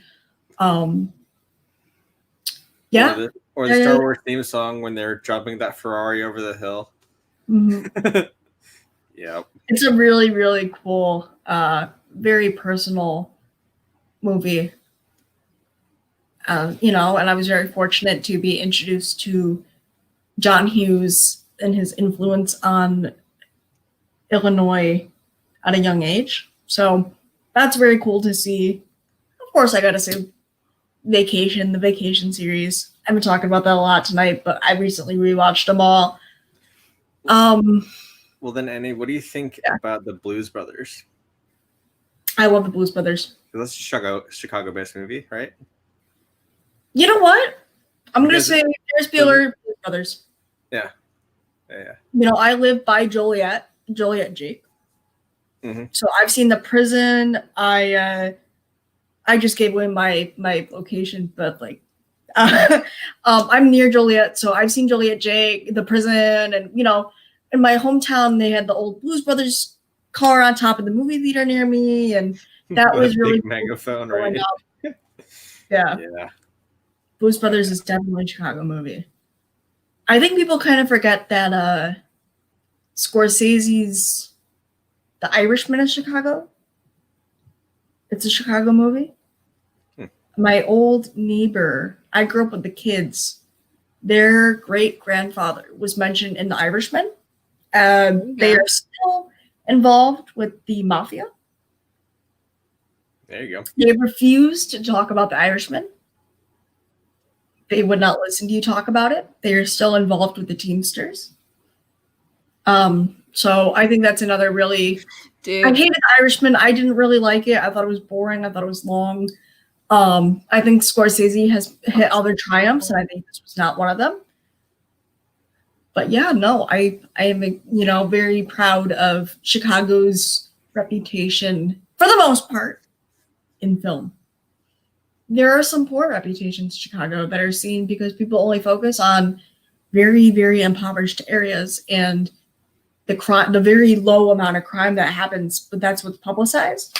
So I think everyone envisions the entire city as being very dangerous. We should have the roots. I'm like, after the riots, that doesn't happen. That never happens. It's a very, very, very rare occurrence. Mm-hmm. But yeah, that's got to be my thought and my process on Chicago and film. Yep. So I'm assuming you did not like Transformers. It was in Chicago. Chicago is going to be Gotham again. My dad used to work. He works on Wabash. You're silent now, aren't you? I'm going to be silent for a second. He worked right on the intersection of where that plane crash was for Dark Knight. And I remember him being on set and taking pictures of all that stuff and sending it to me. This was at the point where I was like, I don't really care about Batman. Okay. And he's like, this is so cool. This is so cool. This is so cool. And now that Chicago is going to be Gotham again, and I have, gotten to take advantage of that and check it out for myself, it's going to be really neat. Batman is a Chicago movie. Yeah. So, yeah. There you go. What's your favorite Indiana movie? What's an Indiana movie? Yeah, which one's your favorite? Okay, so Indiana doesn't have a necessary movie. What about Rudy? Yeah, they do. Rudy. Yeah. Okay, so the Hoosier State. We have a few movies that openly deny filming here that 100% did. For me personally, as a horror fan, I would say the Vacancy series the fact that they filmed some of the scenes at the Lincoln Lodge that's just a bit down from my hometown. That was a big thing for me personally. Completely abandoned now. Because it's 100% completely abandoned now, but I had to drive past there every time I drove to Ball State, which that's where I got my degree from and everything. Mm-hmm. Just throughout Purdue territory, the Lincoln Lodge, the No Vacancy series there. But I know everyone wants to talk about Hoosiers, the movie, the basketball, whatever. That's right. You guys said Hoosiers. Everyone wants to talk about that. What's that most recent one where it was Amelia? There you go. What? Amelia. What? Amelia? Like the Amelia Earhart movie, that one that came out a few years ago. Why is that? He did say Milia at first. I didn't understand that. Oh, yeah. But Isn't that just a movie based in Indiana? Too? No, it's not. Yes, sweetie. it is. No, it's not. Are you sure? It's not. I can tell you 100% it's not. Didn't Amelia Earhart go to Purdue? That's where she got all of her shit. I don't think she did. She did. I can't tell you with 100% certainty because I don't care enough to Google it, but I'm pretty sure she didn't. She did go. Just because there's Earhart. Just because there's Earhart Elementary here doesn't mean that she went to school here. She went to Purdue. Oh my god. Google it. Anywho. Okay, Mark, geez, let him go.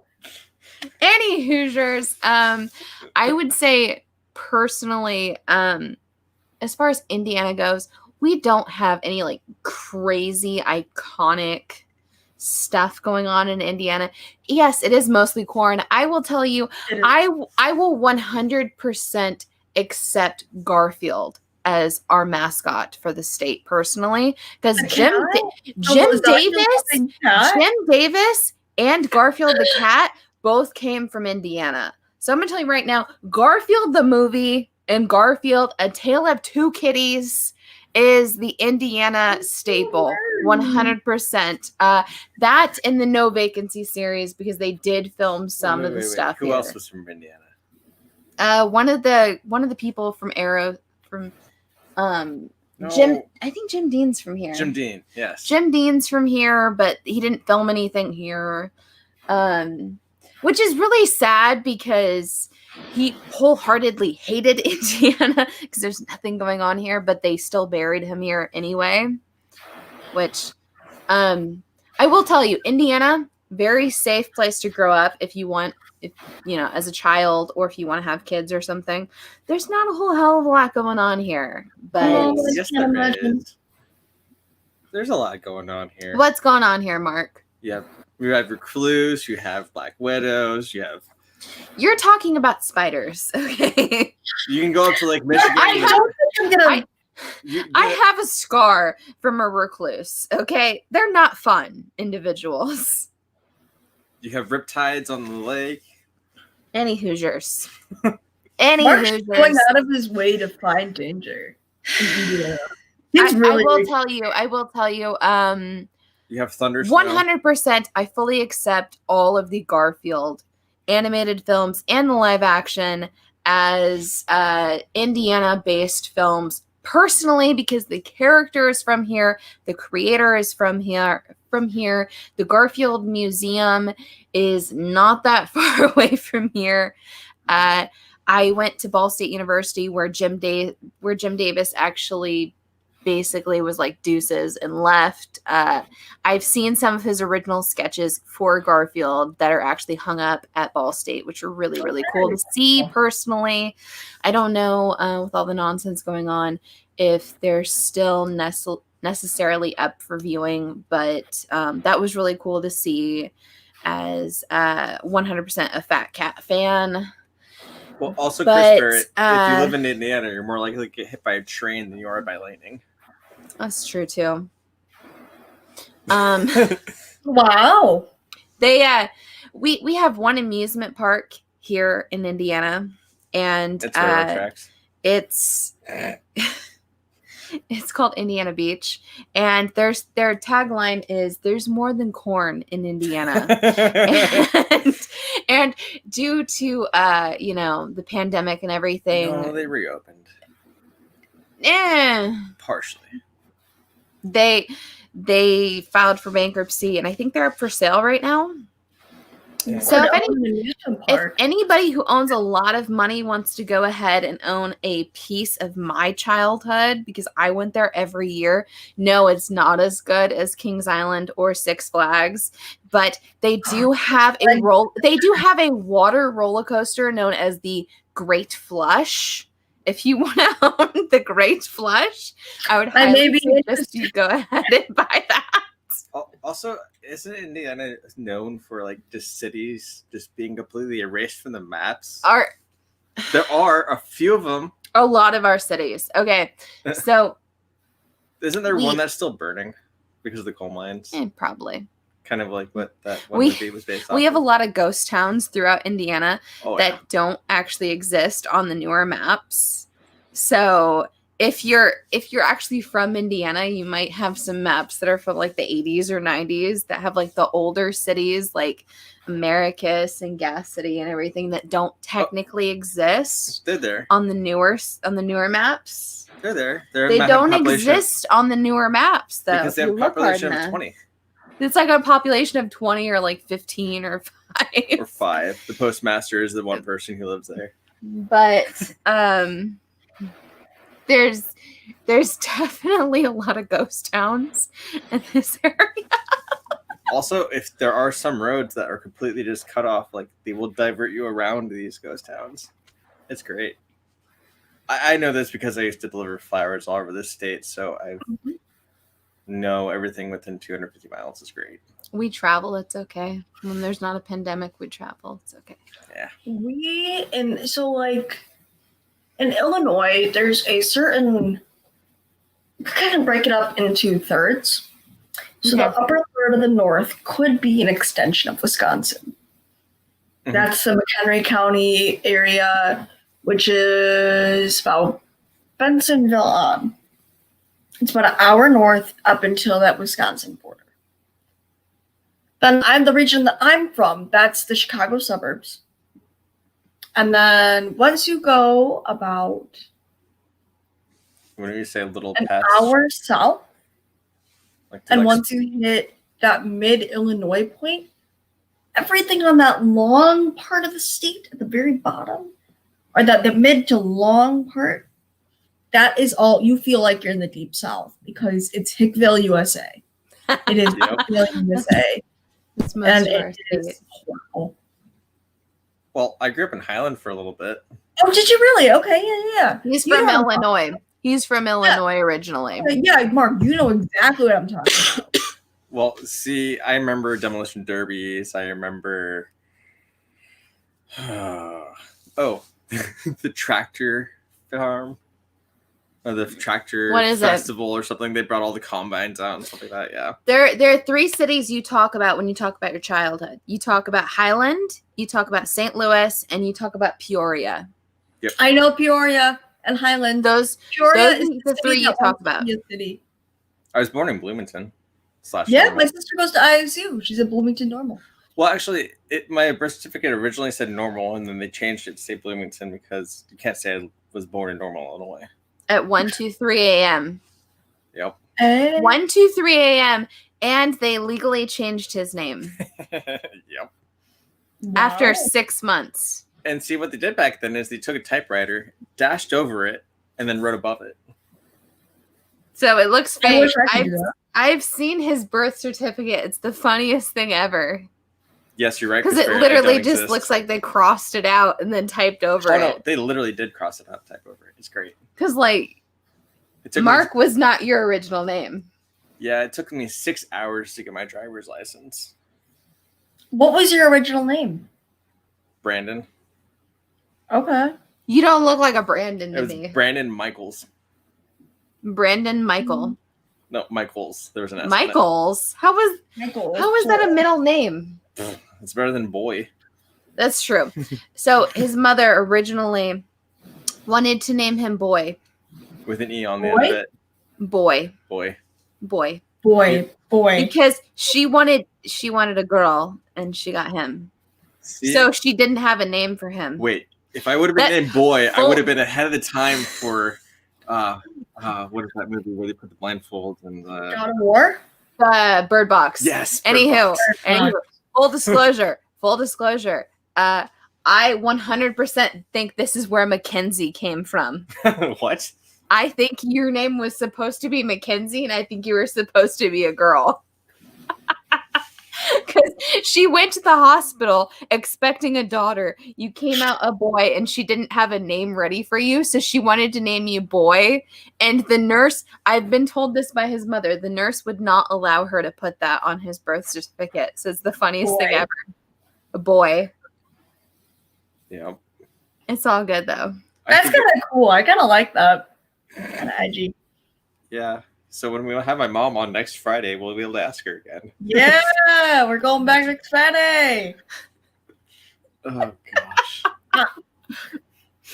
She said that this Wait, time is that she will New not. Year's Eve? Oh Wait, wait, that's never New mind. Year's Day. Ooh, That I is don't New know. Year's Eve. With New Year's all the Day. holidays and everything, you know. Huh. Oh, you know how they be. No, just that thought is not Mark's. That is not Mark's social security number, Chris. That's funny though. That is really funny. That'd be funny if that was. That would be pretty good. That'd be really easy to remember. I would have so many fraudulent things against me. I remember when we had to fill out our marriage certificate at the courthouse. Mm-hmm. We had so Oh many my different gosh. issues. Oh no. First off, we had issues because of his birth certificate and his like original, all that nonsense. Trash We also, theory. we had issues because of my my biological father and putting all that and everything, and I had to like legally in the state of Indiana, I have to prove my shot records. I don't. As a female, I have to legally prove my shot records. And a big part of that is they're concerned about, any children that might be sired from this relationship inheriting certain things from me, not necessarily from him. Oh, it's so, okay. Indiana, congratulations on being caught up with the rest of the world. Oh, it's But, okay. Also in Indiana, you're allowed to marry your second cousin. I was this close to having to go down to the health center and get a shit ton of shots, by the way, because they didn't have an updated things. They didn't have the updated of my shot records on file throughout. So I had to call my doctor. I had to call a million different things because I didn't want all these different shots. And I had to wait in an office, and I was about this close to getting a bunch of shots. Did they also ask if we were related? Yes, they did. Are you of close relations? We almost had to get a blood test to prove we weren't related. I'm not kidding. I was like, really? Because neither one of our parental sets are not related. You can prove that. We look nothing alike. But yeah, because we didn't have technical proof that we weren't related at the time. I almost jokingly said, "Oh yeah, it's only my sister." Technically, second cousin. It can happen. Cousin. Yeah. Good, if you really wanted it to. If you really wanted it to. No, we're not related, by the way. I would hope not. Easier. I'm just going to put that out there. No. You wouldn't have to change the last name if you were second cousin. That's fucked up. Don't get me started on that. Don't get me started on that. So, actually, I think Indiana could be basically torn into like 3 different parts then, or 4 different. You have the northern half, which is basically like Gary up to almost where Fort Wayne is. Gary. So that could be like almost Chicagoland. You just drive. Okay, I'm going to tell you, as someone who's from Indiana, you drive through Gary. You don't stop. You don't stop. Nope. You will get carjacked. You will get carjacked, or something bad's going to happen to you. You don't stop in Gary. So is Gary that bad? Like, is everything about Yes. Okay. We went through Gary for a tennis tournament. I went through tennis all throughout high school and college. But my doubles partner and I, my mom got lost in Gary, Indiana, on our way to a tournament, and she wanted to stop to ask these guys for directions. And the first thing out of my mouth is, "Yeah, if you want Brooke and I to be raped on the corner." Yeah. But no, Gary, Indiana is not a good place to go. Still not allowed to consume. Not a great place to go at all. The same way with, I know I went to Ball State, but if you're not on campus, Muncie, Indiana, not the best place in the world. If you go across the White River, don't do that if you're white. I'm going to tell you right now, don't do that if you're white.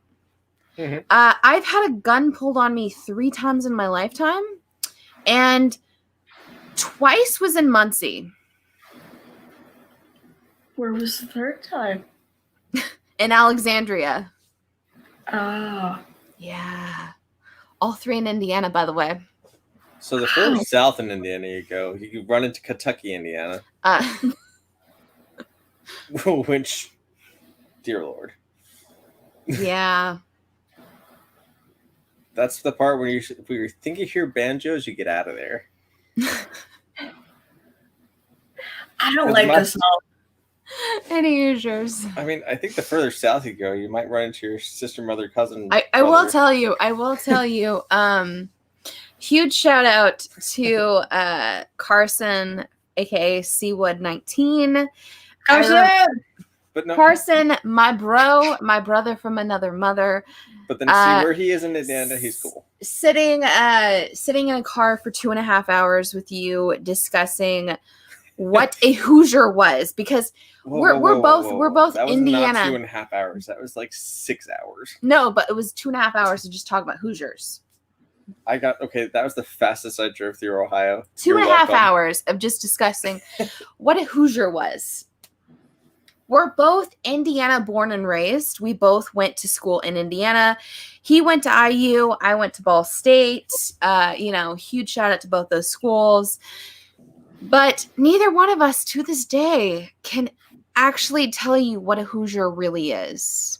We don't know what it is. We tried Googling it. We tried all these different things. We researched it. We even read this long ass poem about a Hoosier and a bridge. A Hoosier is just a resident of the United States or the state of Indiana. That's apparently what it is. But then outside of Indiana, I don't know what that means. I don't. It kind of sucks that IU was like, what's her mascot gonna be? Someone who lives in Indiana, I guess. Hoosier. I'm not gonna lie.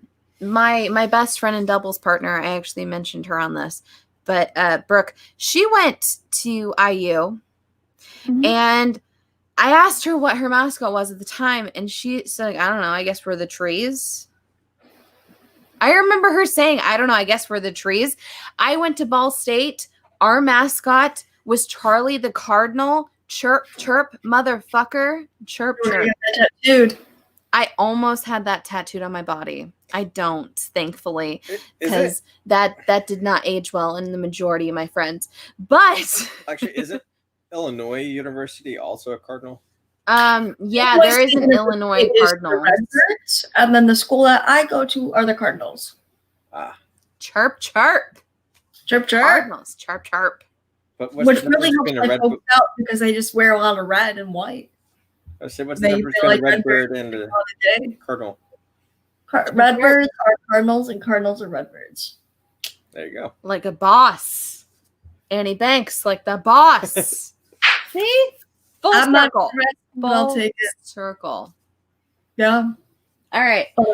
Yeah. Annie, before we go, any more off topic, do you have a topic or a film for the next episode of this? Is it bad? I actually do.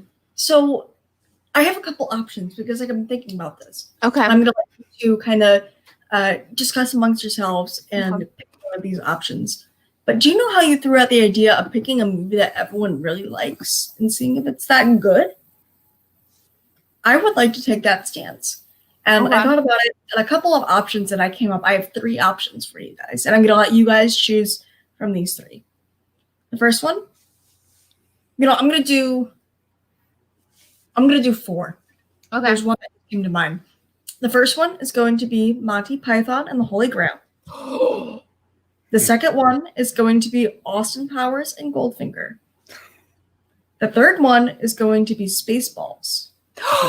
And the fourth one is going to be The Princess Bride. Ooh. Lisa, you was tearing me apart. Lisa! Pick one of those very, really, really beloved, well-renowned classic comedies because I love comedies. They're very near and dear to me. Lisa, Pick one of those. Apple juice and vodka. Lisa, you're tearing me apart, Lisa. Oh my God. You're hurting my heart. Oh. You're hurting my heart. I love all 4. Pick one of those. And okay. All right. I'm gonna go with 100%. I know it hurts me, it breaks my heart, but I'm gonna go with my heart, and I'm gonna go with Monty Python and the Quest of the Holy Grail because that was one of our big films when we first started dating. Mm-hmm. That was a big thing. I bought the anniversary set that has the catapult with the little animal figures. And we have the rabbit. And we do have the rabbit with the holy hand grenade. A friend of mine gave me that so cool. A couple years ago. And I keep having to hide it because my cats keep trying to like assault it, unfortunately. You hold thy holy pen. But I'm going to tell you, the Black Knight is my spirit animal. I love him so much. All right. All right. This is going to be, I really am looking forward to this. This is going to be a fun episode. Is it that good? Monty Python and the Holy Grail? It is. Yes. It is that good. It's fantastic. It is one of my, I'm so glad you picked it because all four of those, I really love those movies. But yeah. All right. We'll do it. I'm excited. It's going to happen. This is going to be great. Well, I mean, for Spaceballs, you can't cross the streams. She's a witch. She turned me into a newt. I got better. Bring out your dad. Bring out your dad. What is the fast velocity what type of sparrow is it? Swallow? South Africa or Eastern European? Well, I don't know that. Oh my god, I love this movie so much. I love this movie. Okay. Oh, I just still love at the end of that movie they all get arrested because this guy was running by on a horse and just hitting people with a sword. Yes. or when they go to like gallop, they're just hitting people the entire time. Oh, yes. I shall fight in your general direction. We want the shrubbery. We were the knights. We demand the shrubbery. We were the knights that say shrubbery on the Yeah. We demand the shrubbery. Now we're the knights. We are the knights that say me. Oh gosh, we could probably just do the whole discussion now. Dude, I honestly, I'd be super excited with any of those four films, but 100% Monty Python and the Quest for the Holy Grail was basically like our whole like teenage dating life. We watched that film so many times. I had never seen that before he and I started dating. Really? And we watched that like a million times. Have you seen the Life of Brian? Yes. Okay. Yes. That one's a good one, especially when he starts singing "Life Could Be Better" at the end of it. Where's up on the cross? Yeah, he's like he was the one that really like introduced me to Monty Python. John is a really great comedy legend. I remember when they brought him to like Kansas City Comic-Con for some reason. It has the same energy of John Travolta showing up to Wizard World for some reason. There you go. Yeah. Is that a good thing?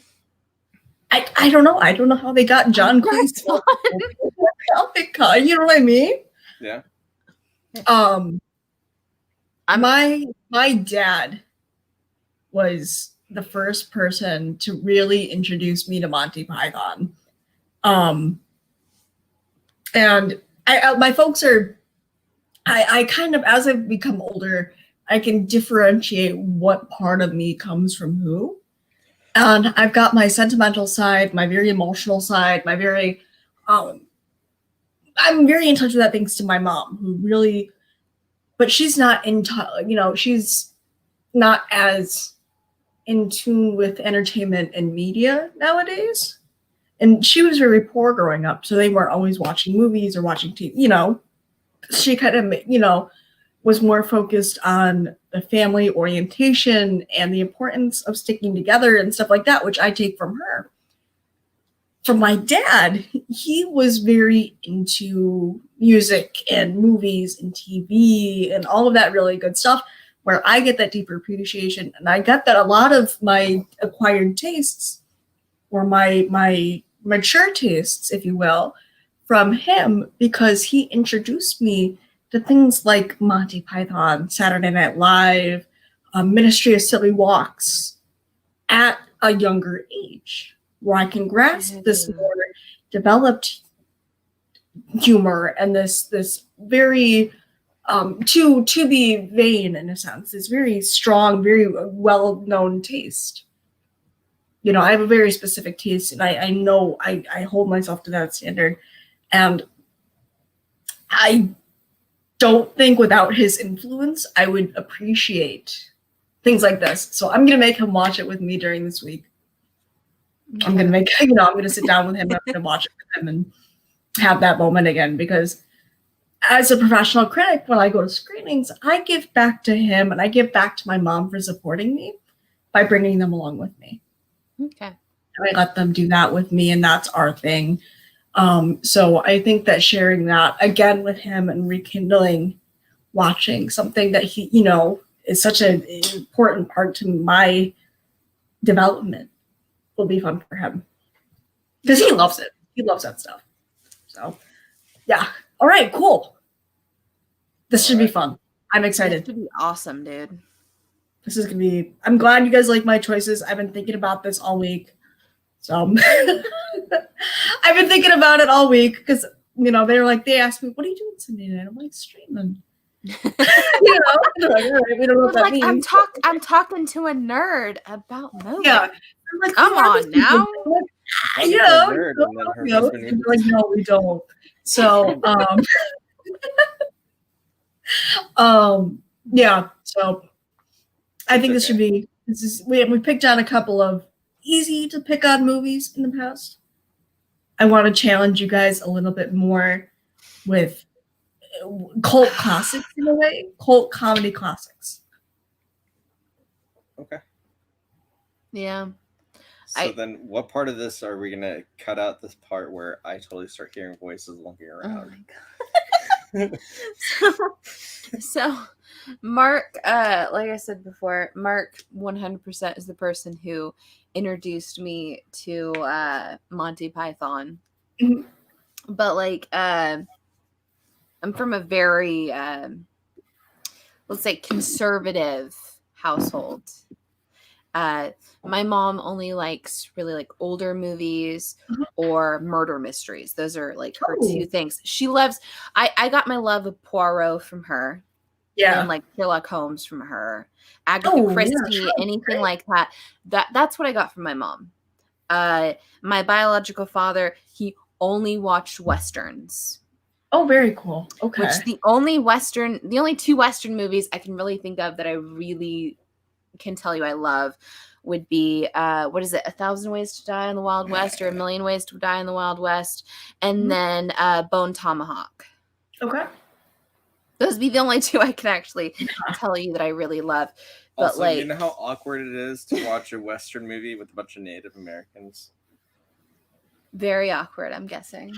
Super awkward when you're the only white guy. Super awkward. I think you gotta apologize. You know what I mean? No, I literally looked at him. No, you don't apologize. Just say, what? What's up? I looked at him. It happened. I looked at him and I was like, that wasn't me. No. You know what's really awkward? Okay, so what's really awkward is you sneak around and you watch movies behind your mother's back. Your mother does not like horror movies. Your mother does not accept anything like that in her household. So you sneak horror movies into her household and you watch them as a teenager. And she walks in, and the only thing you can come up with is you're watching this for school. And you have to explain how you're watching this for school, and you say it's for biology class. And she says, "Well, I thought you were learning chemistry." And you're like, double major, mom. Anyway. Double major. Anyway. Any Hoosiers. It sounds like a fun fun childhood you had there. You know what though? I relate to that. She's awesome. She's awesome. I know she doesn't like horror movies. No, I totally get you there. My mom, however, I love her to death. She's wonderful. But a lot of you and I share a lot of similar interests. And my mom viewed that as very masculine. And she didn't really like how masculine it was. Like, I had Pokemon cards as a kid. Oh, yeah. Dude, we could talk about Pokemon cards for hours. Oh. My roommate and I were watching Yu-Gi-Oh! On election night. Yes. We didn't want to watch the election. She's like, you want to watch Yu-Gi-Oh? And I was like, yes, I want to watch Yu-Gi-Oh! So stuff like that. I grew up reading comics, video games, all that really good stuff. The stereotypical boy stuff.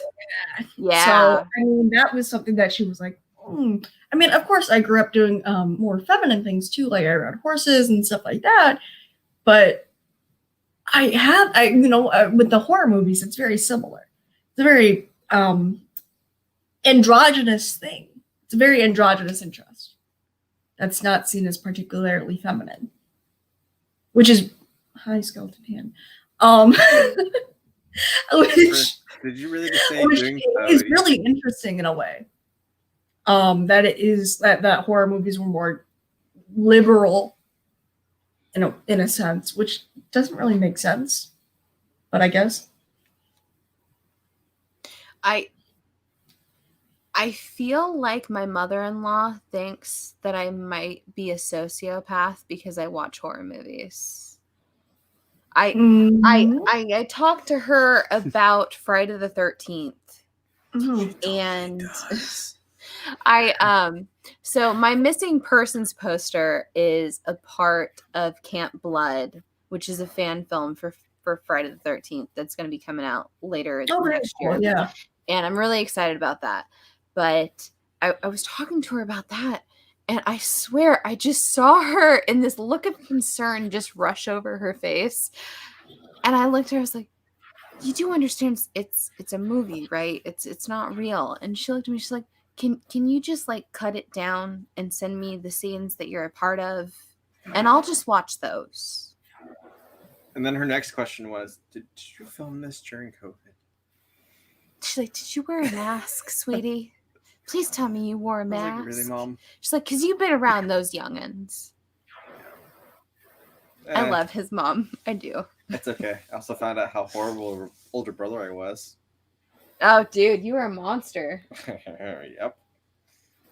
We had a whole 3-hour long conversation with his mother, his stepfather, and his baby sister, who basically was like the baby sister I never had because she was like 6 years old when we were like teenagers. So we were always like stuck babysitting her and everything, which I didn't mind because I always wanted a younger sibling. I never had one. I always had like an older sibling.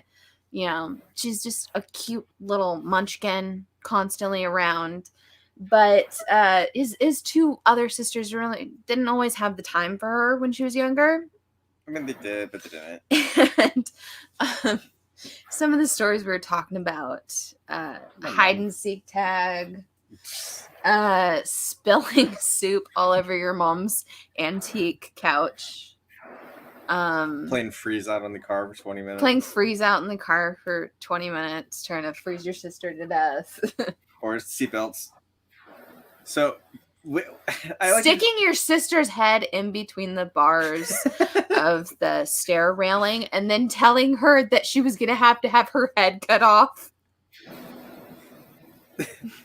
She never put her head in a banister again.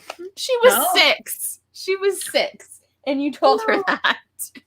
Well, also, she was like, 9? And I told her, like, belt check. So what I do for belt check is I accelerate to 30 and I just slam on the brakes. And if you're not wearing a seatbelt, you get thrown at the back of the seat. Do you want to tell her what freeze out is? So yeah, tell me what freeze out is. The freeze out game, mind you. The freeze out game. So you roll down all the windows and it's like turn the air on. You turn the AC and on it's first. Negative degrees outside. So you play this if somebody's not wearing their winter coat in your car. Yep. So then you roll down all the windows, you lock them so they can't roll them back up, and then you open the sunroof, and then you go to the interstate and drive about 60 to 70 miles an hour. Freeze up. You're so mean, Mark. Oh my god. It tells you not to. He would do this to his younger siblings. You know more what? than a few times. And how often do they go outside in the winter without jackets on? They wear their coats now. Exactly. He would only do this if they refused to wear their coats. Yep. There you go. They learned their lesson. It's okay. My mom was the one who taught me the brake check for seatbelts. There you go. She said either hit the back of the seat and get a bruise or go through the windshield in an accident. I actually had to go to court one time because I refused to wear my seatbelt. It was not fun. It's okay. Now they just take it the passenger. I was a munchkin, mind you. Yep. This is not fun. Or the one time I put subs on my mom's minivan. Oh my God. So I put like 8-inch subs underneath all the seats in this Honda. What was it? Honda Odyssey? Yeah, it was a Honda Odyssey. So I put like all the subs in there, and I just didn't tell her about it, and just let her drive around the day. She was so mad. It sounded so awesome in there, though. I'm not gonna lie. Yep. In your Honda Odyssey. In the Honda Odyssey. His mom's Honda Odyssey. I was like, what, 16, 17? Something like that. Yeah. Oh my God. Anyway. Dude, your mom found we talked about all the times that we snuck in and out of that house. Yeah. The first thing that came out of her mouth after hearing all these stories was, and that's why I didn't put my girls in that room, because I was concerned they would end up pregnant. That's the first thing she said out of that room.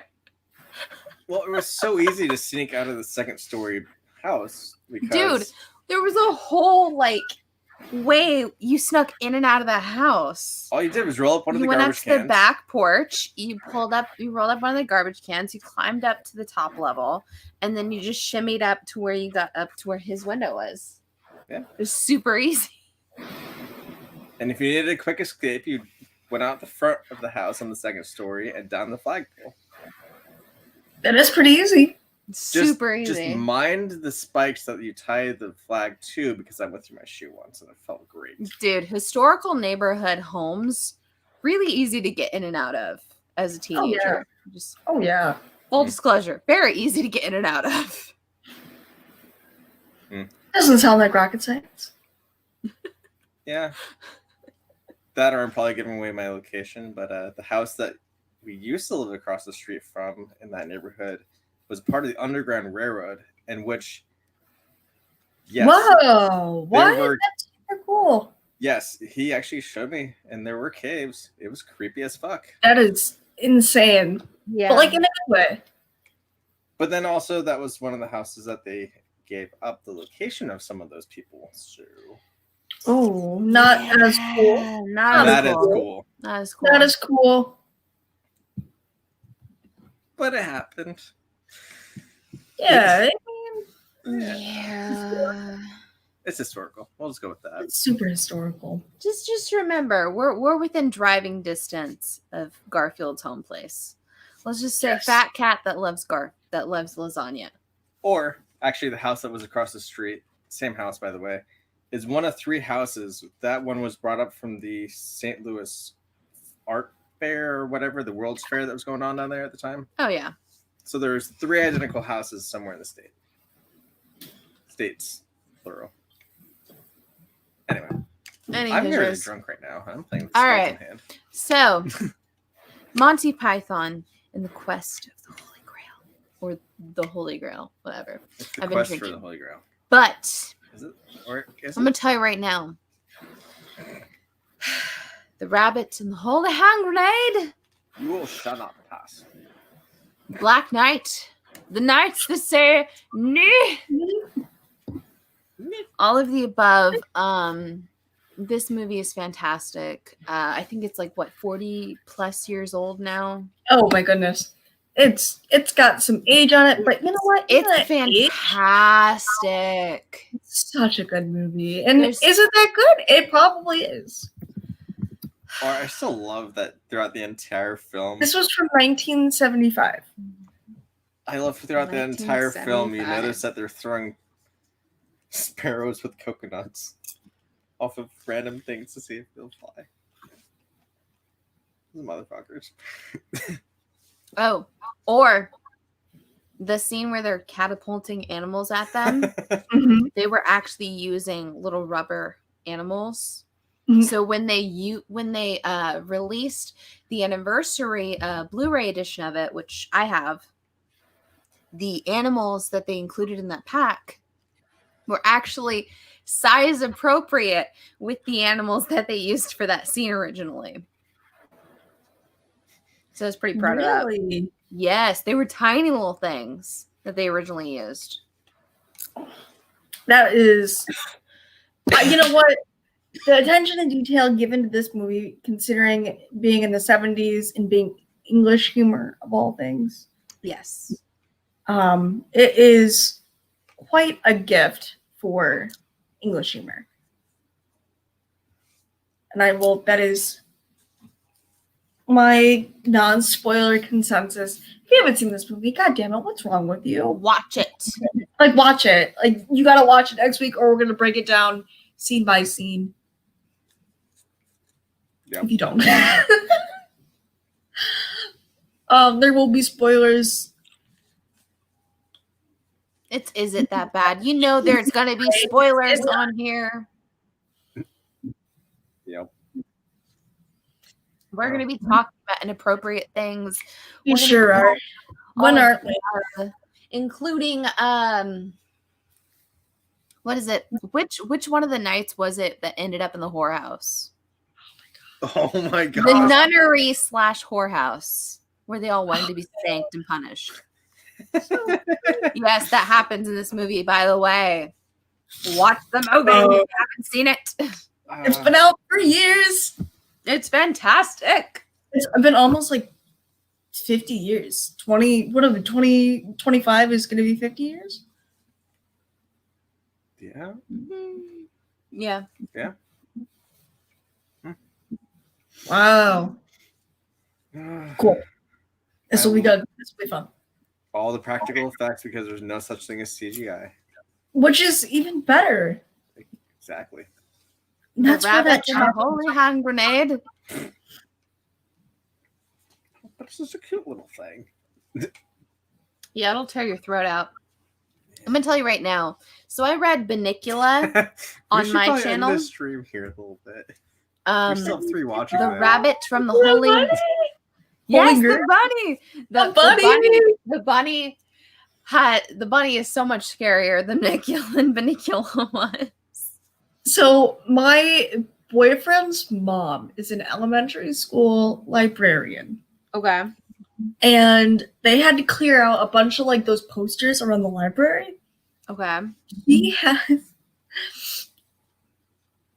has a big wooden portrait of Bunnicula in his room. Nice. Yes. And his mom brought him from the school. That sounds. It is a Bunnicula poster. Yes. He told him about it. He's not hung it up yet. You tell your boyfriend that his mom is legit because Bunnicula is 100%. But he told me about it's been in his room since he got home from school back in the spring. When he graduated in the spring and he moved back home. He has not put it up yet. What? Why not? I don't know. He's like, yeah, I gotta clean my room. And I'm like, do it. You're Bunnicula. Hang up Bunnicula. I went to a small bookshop and I saw a Bunnicula t-shirt and I screamed like a little girl for about 5 minutes.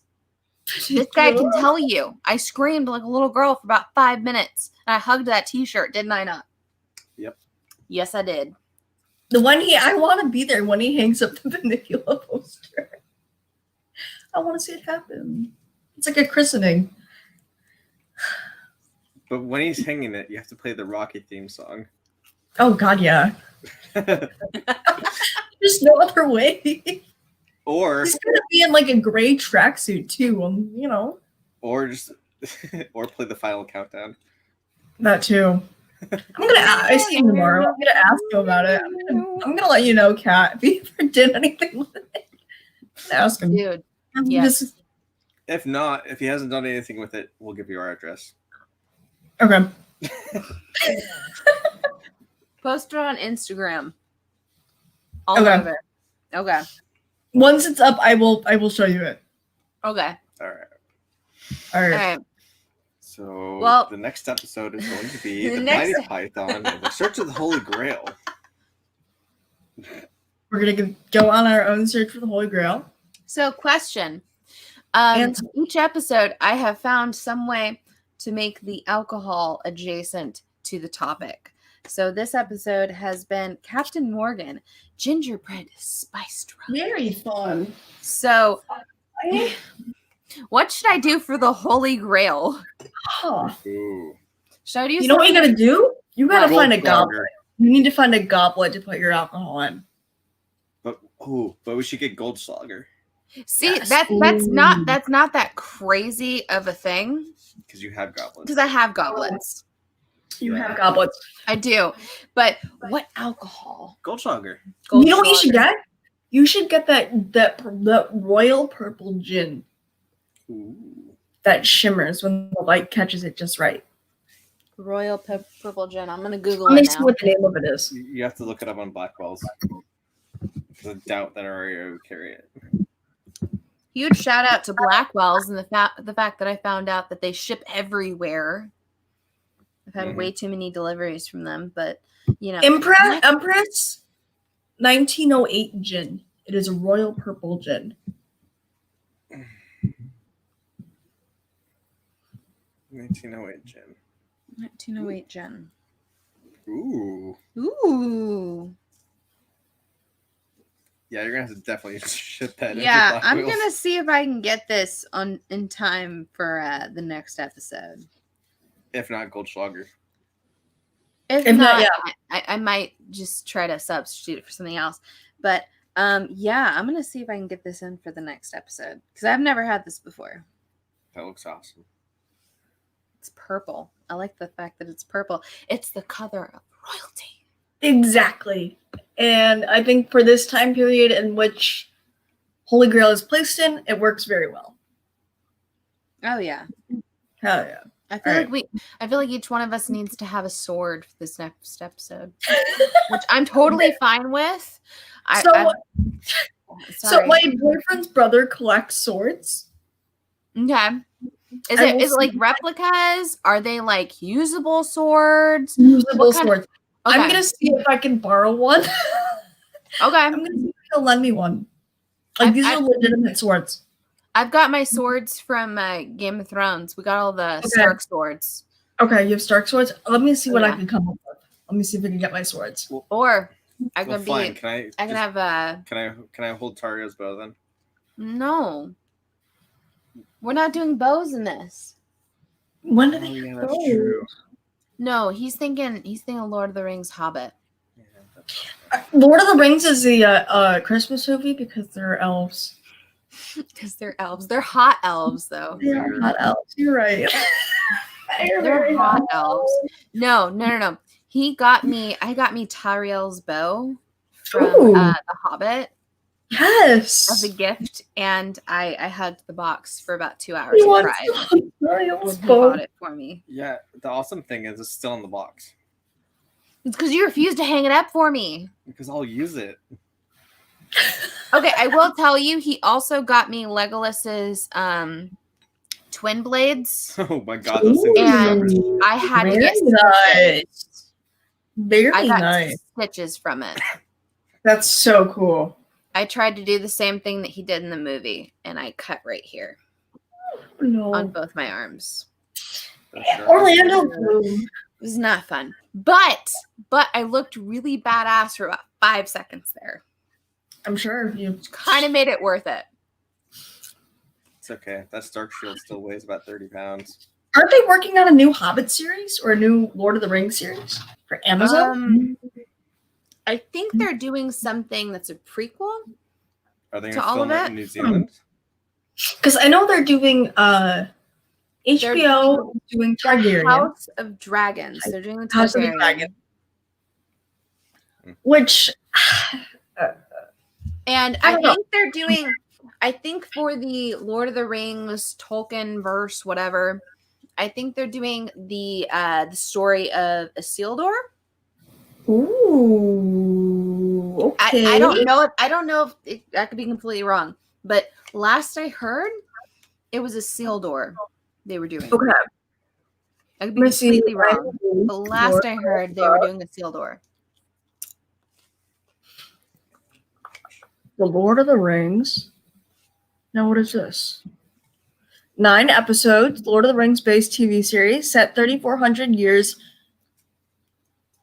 in the Second Age period. It did not work out as well as I thought. All right. They have 2 seasons on deck. Thank you, Amazon Prime. Are you still eating that popcorn? Yes. That is so stale. No, it's not. It's 3 hours old. It's not stale. It's popcorn. More than corn in Indiana. Yeah, you're gonna be full of it here in a minute. Popcorn. What's the Amazon Prime show that Orlando Bloom's a part of? Carnival Row. I like Carnival Row. Carnival Row is fantastic. I've only seen the first episode. Dude. I think you know what's really good? Peaky Blinders. Yeah, it's not bad. With Cillian Murphy. He's got a funny look to him. I started watching Bridgerton today on Netflix. You were mentioning that, yeah. Bridgerton, 100%. If you have a Pride and Prejudice itch you need to scratch, God, yes, I would highly suggest you watch Bridgerton and drink while you're doing it, because I'm telling you right now, that Duke is hot. I thoroughly pissed him off because I was going on and on about how hot the actor was that they cast for the Duke. I didn't even know what's He going is on. fine. All right, you're gonna convince me to watch this show. He looks like Lenny Kravitz. He does look like Lenny Kravitz, but like younger and like really well built. If you say he's hot one more time, you're sleeping on the couch. Good luck with that. Is that the Duke? The Duke for it. All right. I think he's French or something. Even better. He's gorgeous though. And is very fine. Hold on. This is a fine ass man. Did you find it? Bridgerton. I did find it. Let's see here. Yeah. Regine Page. Oh yes. Isn't he pretty? He is very handsome. I will. He is 30. British Zimbabwean. He is pretty. He's a good son of a gun. I mean, you're pretty too, sweetie. So him and I are the same age. Got it. You can both be pretty. It's fine. She's married to you, Mark, and not this handsome Zimbabwe man. I married you. Okay, let's take that as a yay and move on. Yeah, I still can't get over the fact that my XL shirts don't fit me anymore. He got broad. He got broad, and he's really butthurt about it because now he thinks he's fat. He's not fat. He's broad. No, there's a difference. If he was fat, I'd be laughing at him and telling me he was fat. But no, he's Round broad. He's broader than what he was originally. You mean the beginning of this year? Oh my gosh, Mark, suck it up, Buttercup. You look fine. All right, guys. I will have to wear double XL fried All jackets right. now. You're making Annie uncomfortable. So we're gonna end. No, I have an appointment at 8:45 in the morning, and it's midnight. All right, Yeah. we're gonna end it here. It's 1:00 in All the right, morning here. Mark is a healthy size. Chris Bear is exactly right. Mark All right, is a next healthy week, size. same time, same place, different movie. Oh yeah. Oh yeah. All right, bye All guys. right. All right. Bye. Bye. Bye. I mean, oh, now we're ending the broadcast.